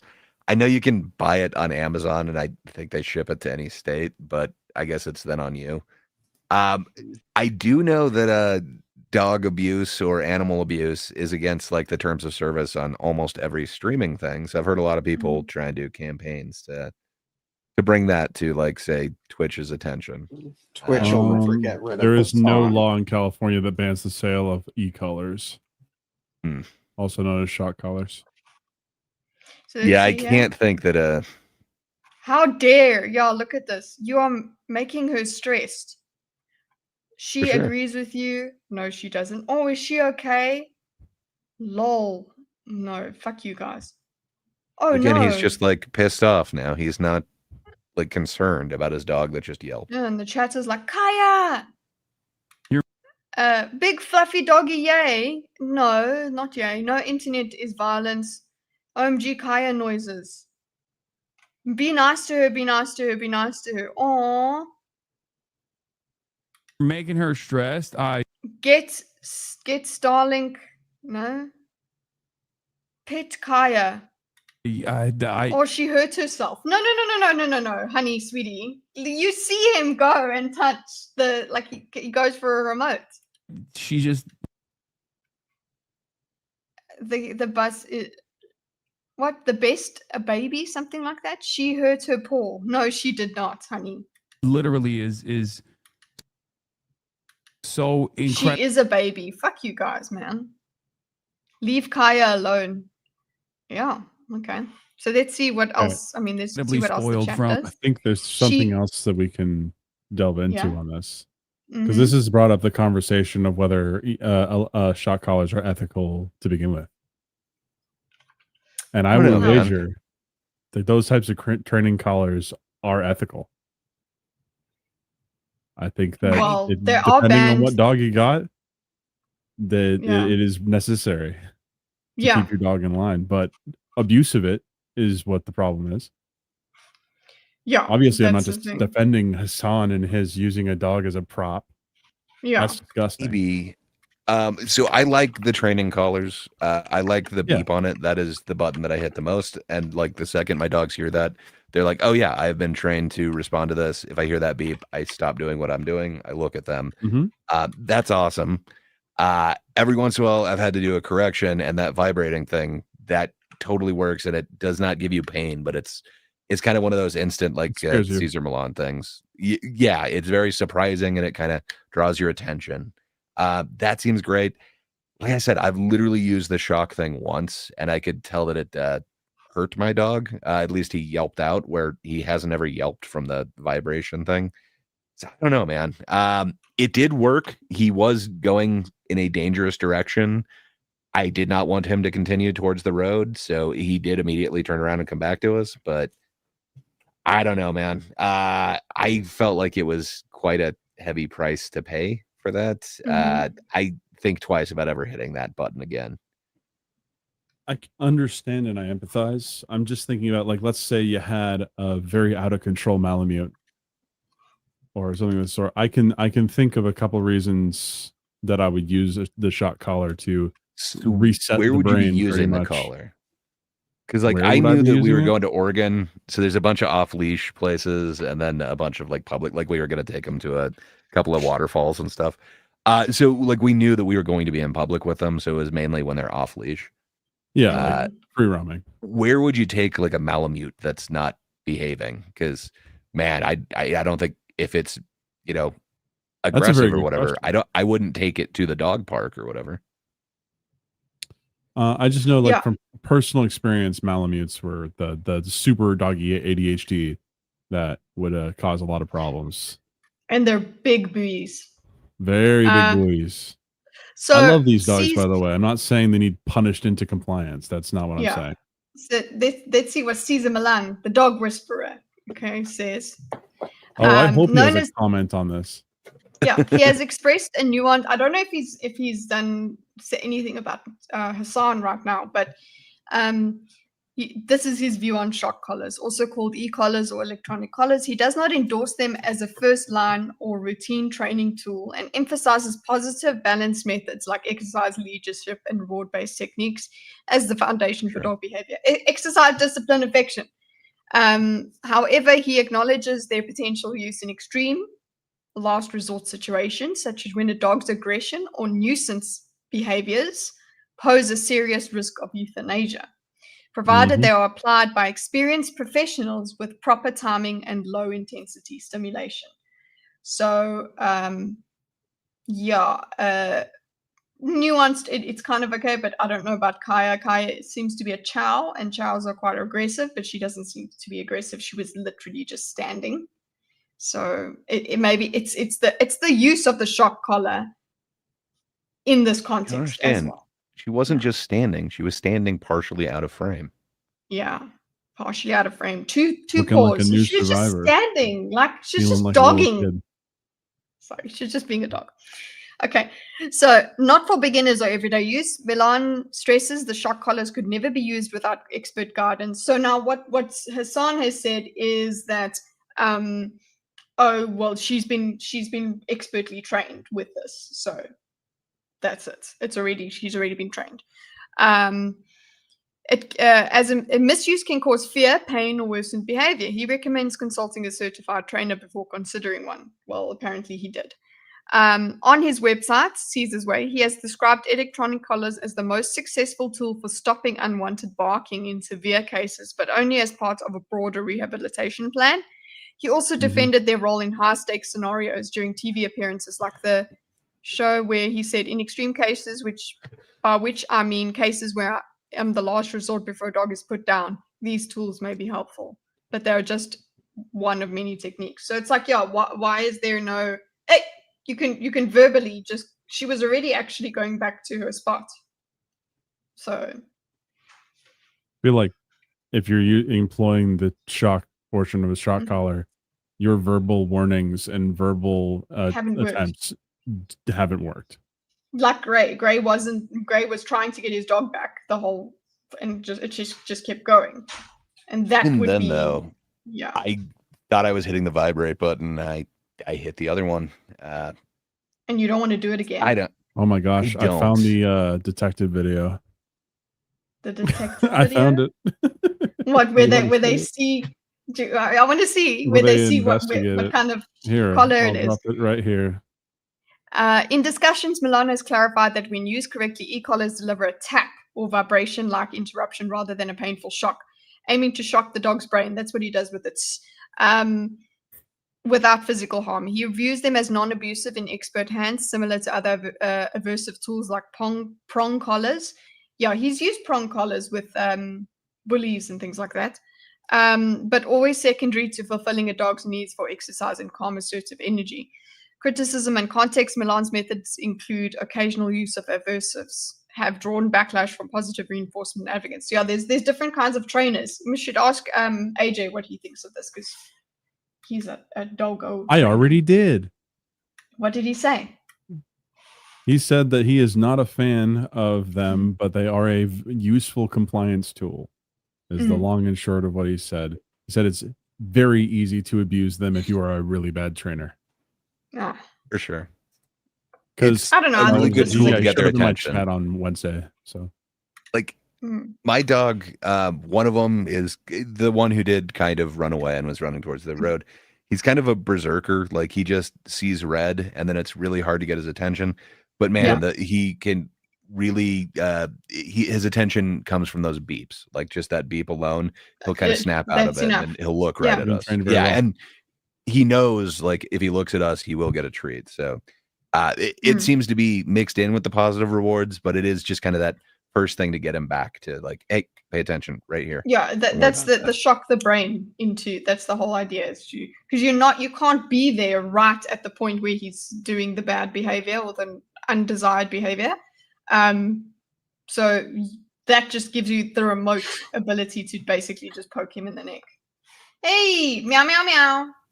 Guys, if the only kind of training you can give to your cat is clicker training. Can we And even highlight then- Wade? I don't know. We could get a What shock Wade? collar Where's that's small Wadey? enough. Where's been? What? They're making these collars for romantic couple. They're called soul collars. I think that's been around for a while. That's a kink. Mm. The one for It's my like an dog, ownership thing. it fit around my fat neck. Like, I'm just saying. Like, I think you could buy the standard ones. You don't need to go specific. He would not listen to me yelling at him. Yeah, a German Shepherd on the loose. I wouldn't mind being able to stop a German Shepherd. But yeah, I guess it doesn't even matter that this freaking dog was just trying to stand. What are you laughing at? Something I'm about to share. Okay, but hold on. We're going on this one first. You happy? Yeah, yeah. Are you happy? So yes, the internet's full of liars, as Lord Cameron said, but man, this looks legit. This doesn't look like AI changing it. Every frame is the same. It looks like it is just brightness and contrast bumped up. And then you can see that it's definitely tape over the standard collar. Yeah, you can actually. I can see it. The contrast makes you Are you see happy? the difference. And there's That a dog bunch of people needed- who Put it on your track neck down the this exact time. model. And while I have not done it myself, I did not do any of the legwork. They're posting the exact model and then that photo side by side, and it looks like it is that one that's supposed to be the three-way model that does the sound, the vibration, and that shock. Wait, there's actually more stuff. Have you got Beamer? What are you sharing? This. Because there's more here. Yes, I saw this earlier. I actually bookmarked it. Woo! Pew pew pew pew pew pew. It's so good. There's so many Yeah. amazing AI memes from this too. Sora. There's also, yeah, there's some Pokemon themed ones. I It's pretty great. love that the That's so good. microphone I actually don't- switches. I It don't- switches hands twice. Oh yeah. Just like Wow. morphed right in. He's a professional. He's not going to let that And I love that the SM7B microphone hit goes around. in. stays where it is. The chat just stays there. It's so good. It's so Yeah, good. chat stays. It's great. Yeah. Anyways. Here's some other clips with him. I think this is where he says he's gonna kill her. Stay. That's If you the run previous right now, I'll dog. fucking kill you. Like, I'll actually That's a different dog. kill you, okay? In front of Yes, everyone. So you he guys did know. kill it. Stay. We did kill it. Yeah. It's Well, not in gone. front Look, of I mean, everyone. saying you're gonna kill a dog is it's fine. Like I've said that. I'm gonna kill Axel or something. Well, like if that. you Dog say kept- it to cats, they deserve it. I know. I can't believe this is what makes people not like Hassan. Like after him being Dude, Hassan, you're surprised Chris, he's a turd this human. is the easiest true. thing.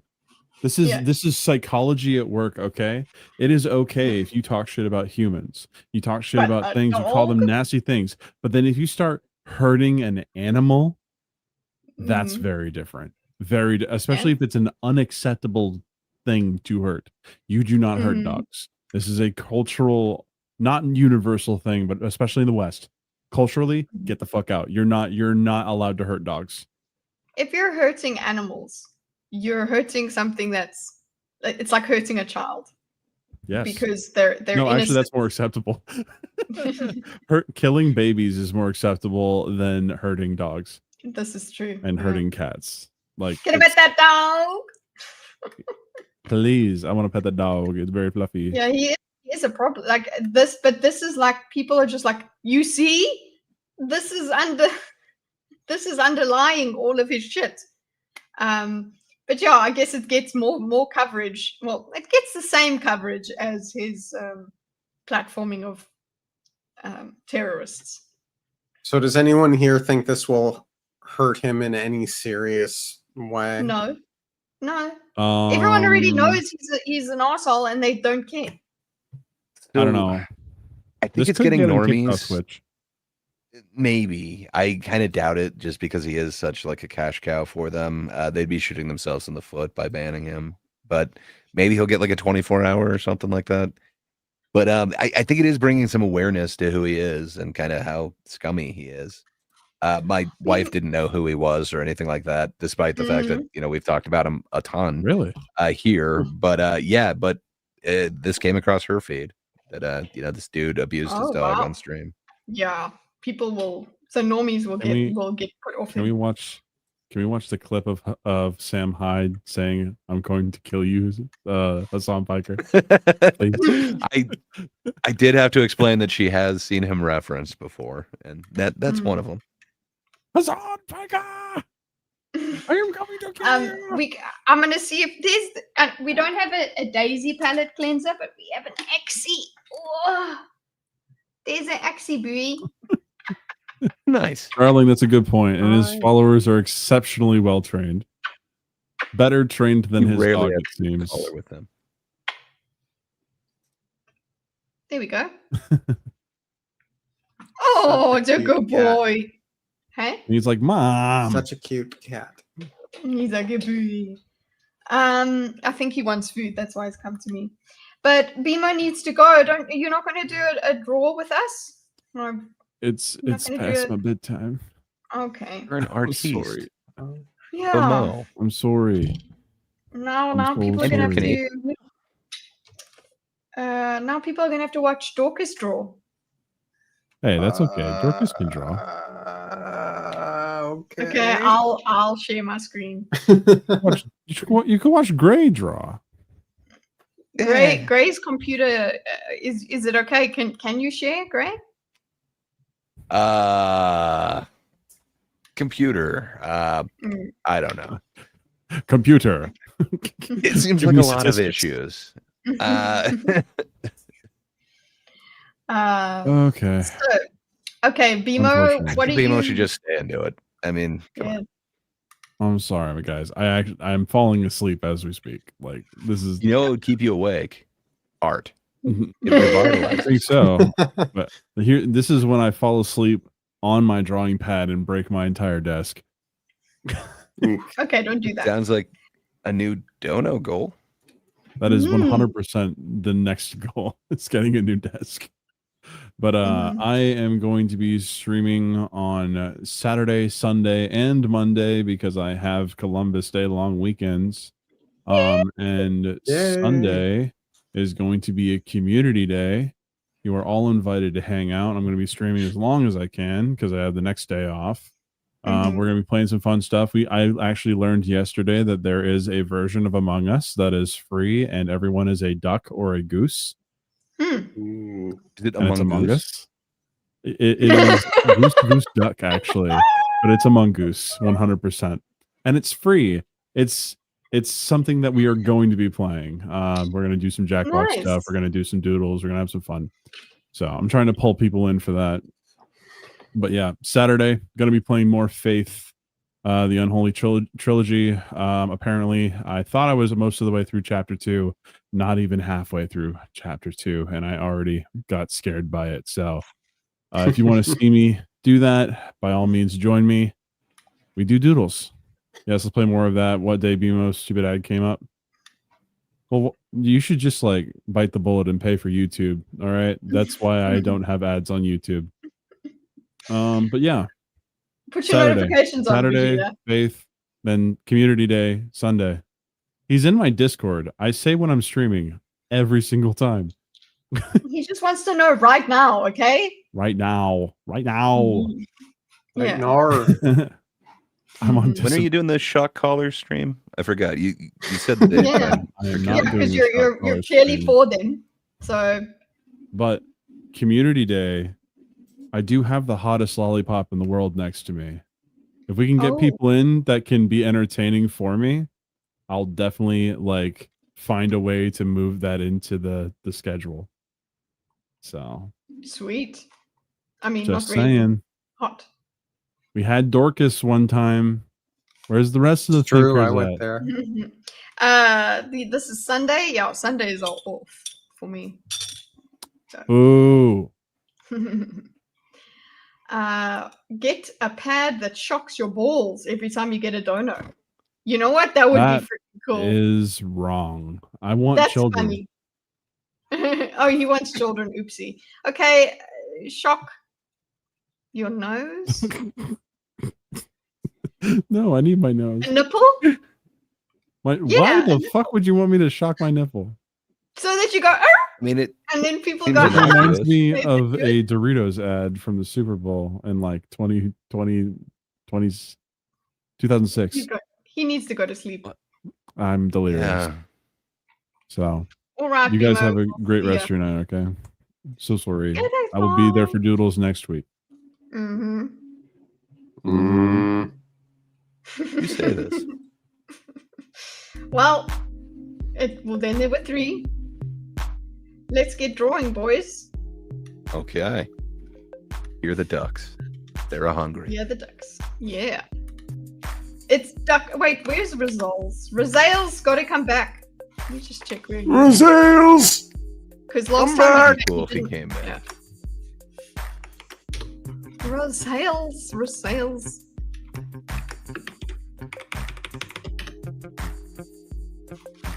Wow. Many Apparently it's exclamation a, points. Play Wow. garlic phone. You're Garlic putting phone is the 5 years link old now.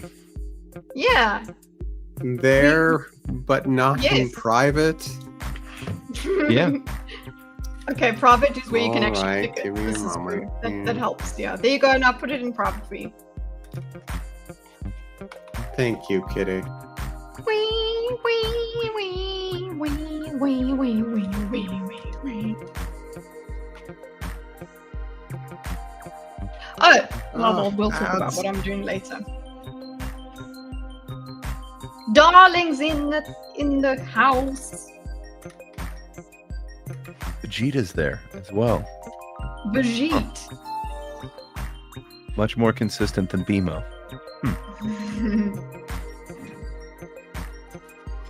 Guys, I went to IKEA yesterday. I could just How go was- there every day. I was gonna say, was that your first IKEA trip? You seemed very excited that you finally went to IKEA. No, I've been there several times, but it's just Okay. great every time I go. I just Agreed. I like oh, their free coffee. I haven't coffee's I didn't great. get Coffee. Yeah. I mean, I don't even like Swedish meatballs, but it's a tradition. Like, Mm. you know, you got to get some lingonberry or whatever that stuff is. The first restaurant I went to by myself in Dubai was the IKEA restaurant. It's not bad. It's reasonable. Well, I don't know about it there, but here it's very It was reasonable. great. Uh, Yeah, it was very reasonable. Like I was spending my rands there, and I was fine. Yeah, it's a lovely place, and I could spend a lot of time there. And then I get exhausted because I'm like Yeah. going through all of this stuff, and I'm like, okay, I could use this here and here. After I went through the whole store, I landed up only like spending, I don't know what it would be, maybe $20 for you guys. Unheard of. They've But, at least got um, like the Swedish look- candy and stuff. Like, you gotta No, I spend don't- more I than didn't get- $20 there. I didn't go into the deli or anything like that. I just went. I went through all the stuff. It sucks. You guys have a buyback. We don't have buyback here. Oh, babe, look Buyback? at this nice scarf for work. Yeah, I know. I think that's also why. That's why I was so exhausted when I got back, because I was supposed to stream when I got back, but I was like, I can't. Because your brain is taking all of these fucking names in and shit. Yeah. But anyway, you can see my ads Well, and you as well. pass like a bunch of beds and stuff too. It's like, maybe I should just like chill on this couch or this bed for a while. Just But have a no, little- they frown on it.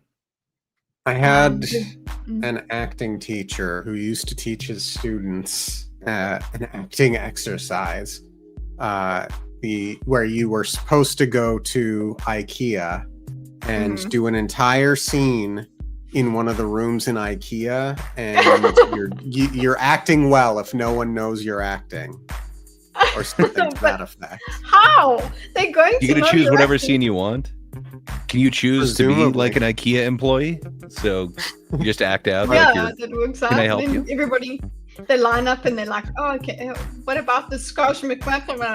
I want one of those. And does it come in this size? And blah, blah. I think the idea is you're acting with a scene partner and you're just speaking. Yeah. And you're supposed to be speaking in such a natural way, such as no one else would know. Like nobody's is it a actually spicy listening to scene? the words. Yeah. Zero fucks needs to know. It's dealer's choice. It could be. Can you guys not get noticed in a spicy scene in an IKEA? They're in the closets, in the hallway. Yeah, that would be fun. The shower scenes, Zervax. I'm sure there was one of those. Dorcas was actually in it. He did one of those. That's actually the first time he did the exercise. Right. I used to live near one of the biggest IKEAs in the US. There were all these hidden passages and stuff, so maybe. Yeah, that's true. It's like, it's shortcut here, and you're like, I don't think I saw the whole store. Anyway. Yeah. Nobody else is coming. This is annoying. Okay. Well, fine, people. Come on. Draw some IKEA's stuff. like a homos. Shut up there. You wish they were that well furnished. Okay. Let's go, boys.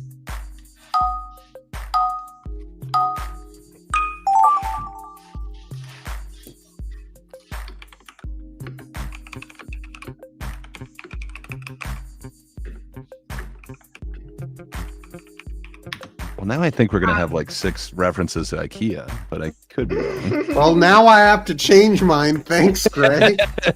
That's a third of your time to think of something other than IKEA, or to use the best version of IKEA. Oh, I saw those cat beds and stuff. This is freaky because I opened this toy box yesterday. Yeah.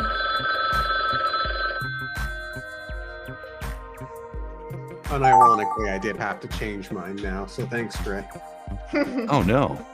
Oh wow, this is on theme.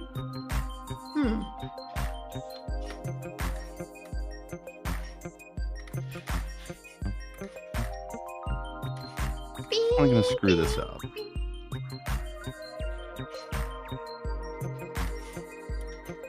What? Why? Memory not so good.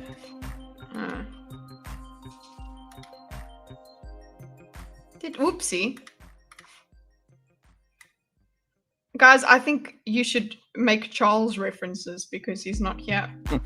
Oh man, Charles at the IKEA? It would have been awesome.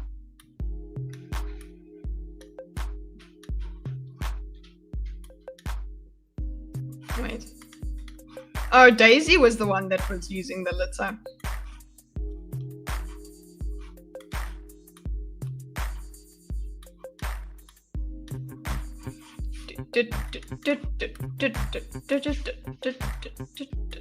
Well, we can do more Ed Gein next week when Charles is around. Yeah. We definitely haven't talked about it enough. I think Charles may have something to say to y'all for not doing the homework, but I sure. tried, Greg. No, you guys did more than I did. But I think there was just a miscommunication because I thought that we weren't doing it because Charles complained. And then Charles actually did it. do respond to things late.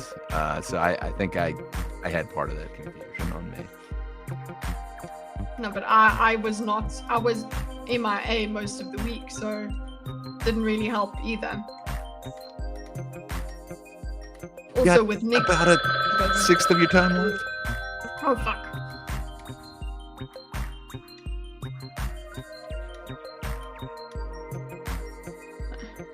Daisy, are you a pretty girl? Why are you at the door, gal?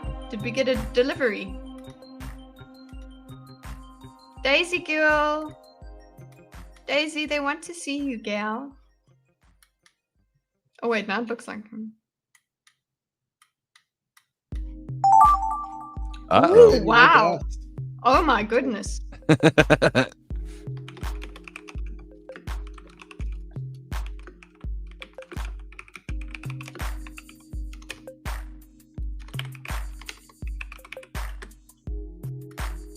Good Lord. Poor Charles. Daisy, come here, mommy. Daisy. That's how I shock Daisy with my voice. Daisy. Come here, Diddy. Daisy girl. She's flicking her tail at me. Wow, this is an awesome. Okay, I like it. Oh, what? This was last week's lore. Yes. I think I know which one you got.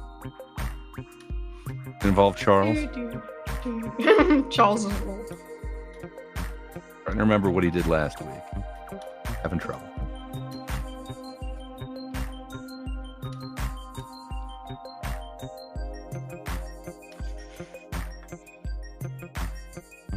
I don't remember what color this particular one is, so I'll do my best. Probably yellow. Yellow's a good color.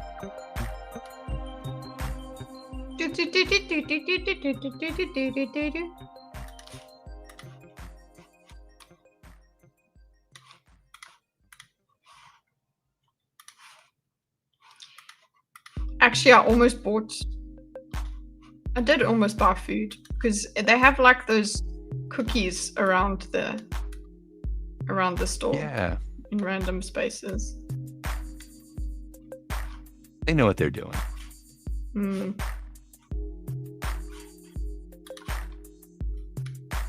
Oopsie. Well, that's over half your time, so hopefully you're over halfway done with your drawing. I am not. I budgeted poorly.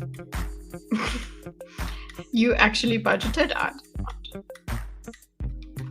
It's a problem. Daisy, you're making me nervous the way you're standing by the door. What's there? Well, at least it's not spooky season or anything. Yeah, exactly. Thanks, dude. Oh no, time is running out. Hopefully you did good.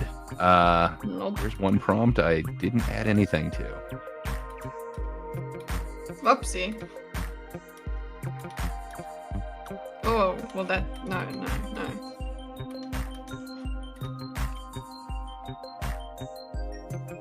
Hey! Okay. Hey, you!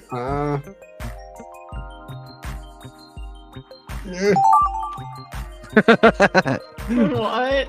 What is Okay. this? Oh no. I love this. Someone's got real skill. I think this might be Darling.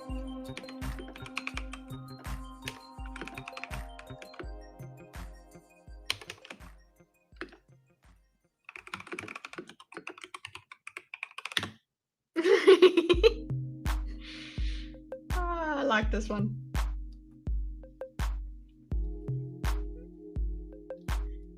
This one's for Charles!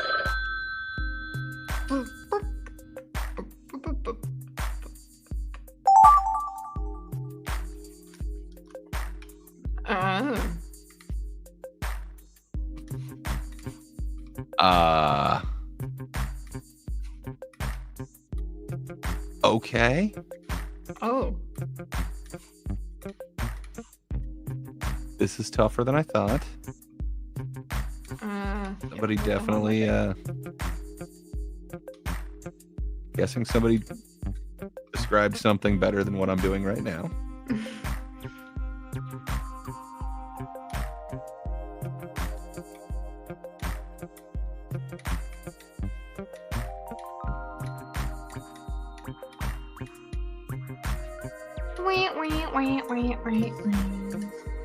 Emo get a draw.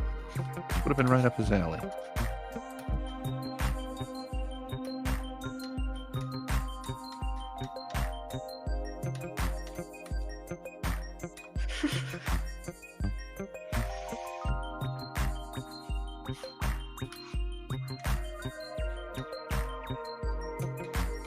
Oh, fuck's sake. Zero fuck's sake?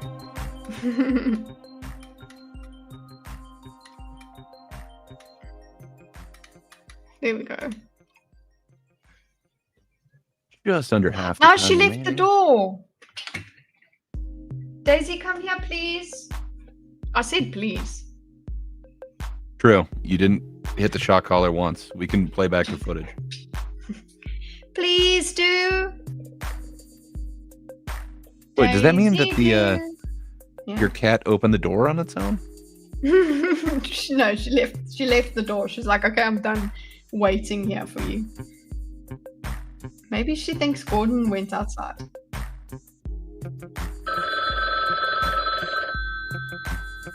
Minus 2%. Woo, that's a bargain. 2% off, boys. Better get it now.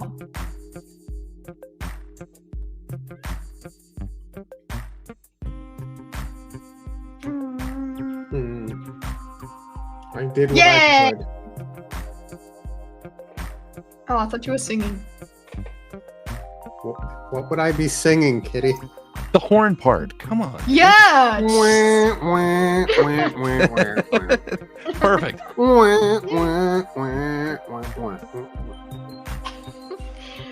Marking that. Thank you. Okay. Voiceover on. Let's hear the voiceover. I love the way it pronounces things sometimes. Let's go. You have to take ducks off first. Axel uses the cat litter, is happy.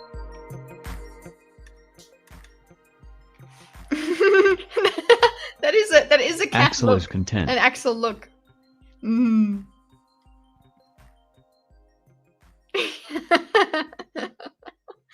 A mouse cat on Gray's surfboard with red. He is content. You get it? Yeah, that was what I tried to go for at the end because I didn't think I made the cat look very content. I mean, Vegeta Mouse knew that it was cat. a mouse cat. Axie, come here, boo. Come here. He's back. Dorcas draws Gray like one of his French girls. I am a jerk. BMO constricting a flat-packed IKEA dong. Damn. That's the name. Nice great dunk.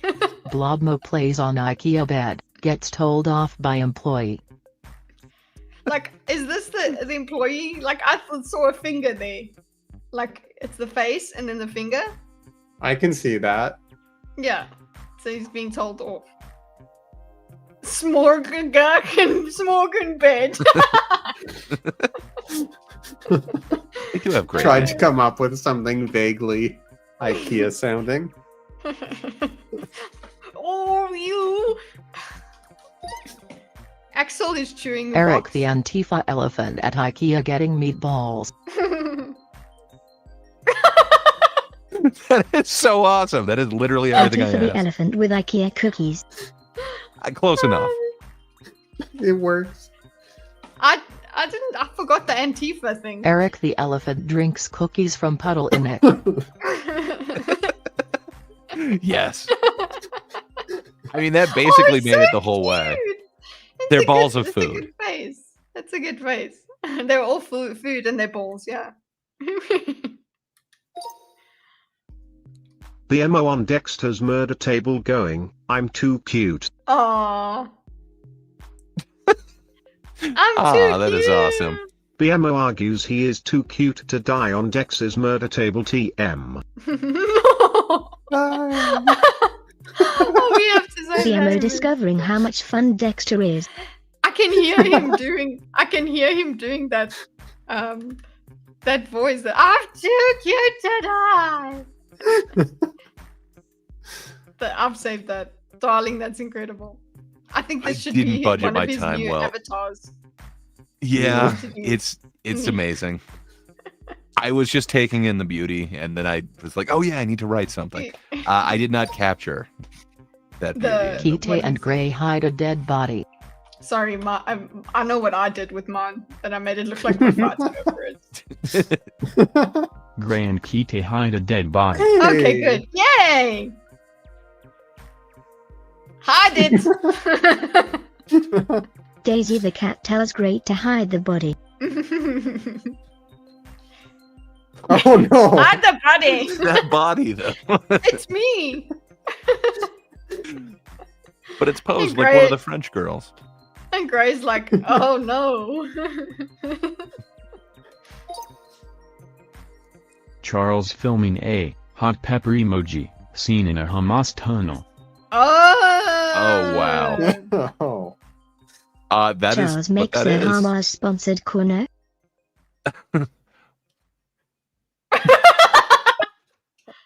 Vegeta, you shit. Kite whips cat but while bodiless head watches.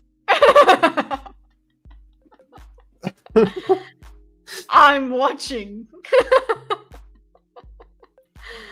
See, I was that's gonna great. write milks a bowl, but Oh. huh, Milk's a bowl. bowl. Bull. I could see Bull. Yeah. Bull with a beard. All right, guys. That is Gartic for today. Thank you, everybody. You ran out of time. Look, I think it was funny. It was very good. We got the gist of it, Vegeta. Very It was good. very good. I should clip that. Please do. All right, guys. What are we doing? Where are we going? Where did we come from? Cotton Eye The Joe? usual stuff, the usual place. Usual. Well, on BMoo's Book channel. stuff. Book stuff on the No One Asked You podcast. Mhm. Hell yeah. Gray. How's the fall of Gray? That is not the falling down of Gray. Oh no, the fall of Gray is great. It's leading right into the winter of Gray, which means content will be upon us soon. But yeah, if you just can't get enough of me, go on over to Charles's channel. I was on it a couple times today. I was hoping he would come back and get more animated, but yeah, you can see my stupid face over there. New content soon, and then hey, have you ever just really wanted to make fun of a guy, like really dig in hard, really roast somebody? Now's your chance. Come on over to the MSK channel. It's all we do. He deserves it, and he can take it. So get out all your frustration. Go over there, Master Schwag King. I'm sure there's numbers or something in his thing, but go check out his channel. It's fun. I'm usually there a couple days a week. But that's all I got going on. What about you, kiddo? What do you have going on your channel? So, yeah, it's been a bit of a no-go this week, but today we are back. I'm going to do my latest Temu shoe reaction later on today. So I will be in full costume, which means I'll just put on makeup. So I'll be doing shoe makeup and a shoe reaction to the latest video that she's done, which is on females reading smut. So I started Okay, so you'll watching... get the milk the bowl reference then. Apparently, yes. I started a little bit. I saw enough of that. But then I was like, wait, I should do a raw reaction to this. Hey, so I'll do that. That's what we'll be doing in about 4 hours. If you guys can have a nap, go on and do that, and then I will be back. And Nice. We'll see what other stuff we react to during that stream. But that's what I'm going to be doing, and I'm still down the Candace Owens rabbit hole, guys. I think that's actually part of why I was so out of it this week. Actually, in terms of not wanting to stream, it's bad. It does take a toll. Anyway, she makes an amazing joke in that video. One amazing joke. I think she makes good jokes, but we'll see. Let's see if I can identify the joke that Zerifux is speaking about. Yeah, so that's what I'll be doing today. And then yeah, I'll see you next week for other things. I am trying to see if I can do a gaming stream at some point in Spooktober, playing a scary, scary game that has been recommended. So we'll do that. Otherwise, I'll play Phasmophobia. Yeah. Oh, yes. Also, look out for Scooby Pup's reviews, rough view. I did one with her about The Conjuring. So there's that. Nice. Yeah. Nice. So maybe later on in the React stream we can talk about the Warrens. Okay. Yeah. Otherwise, touch grass, have a nice life, and I appreciate every single one of you. Have a nice life, and we'll see you next week. Okay, thanks. Bye.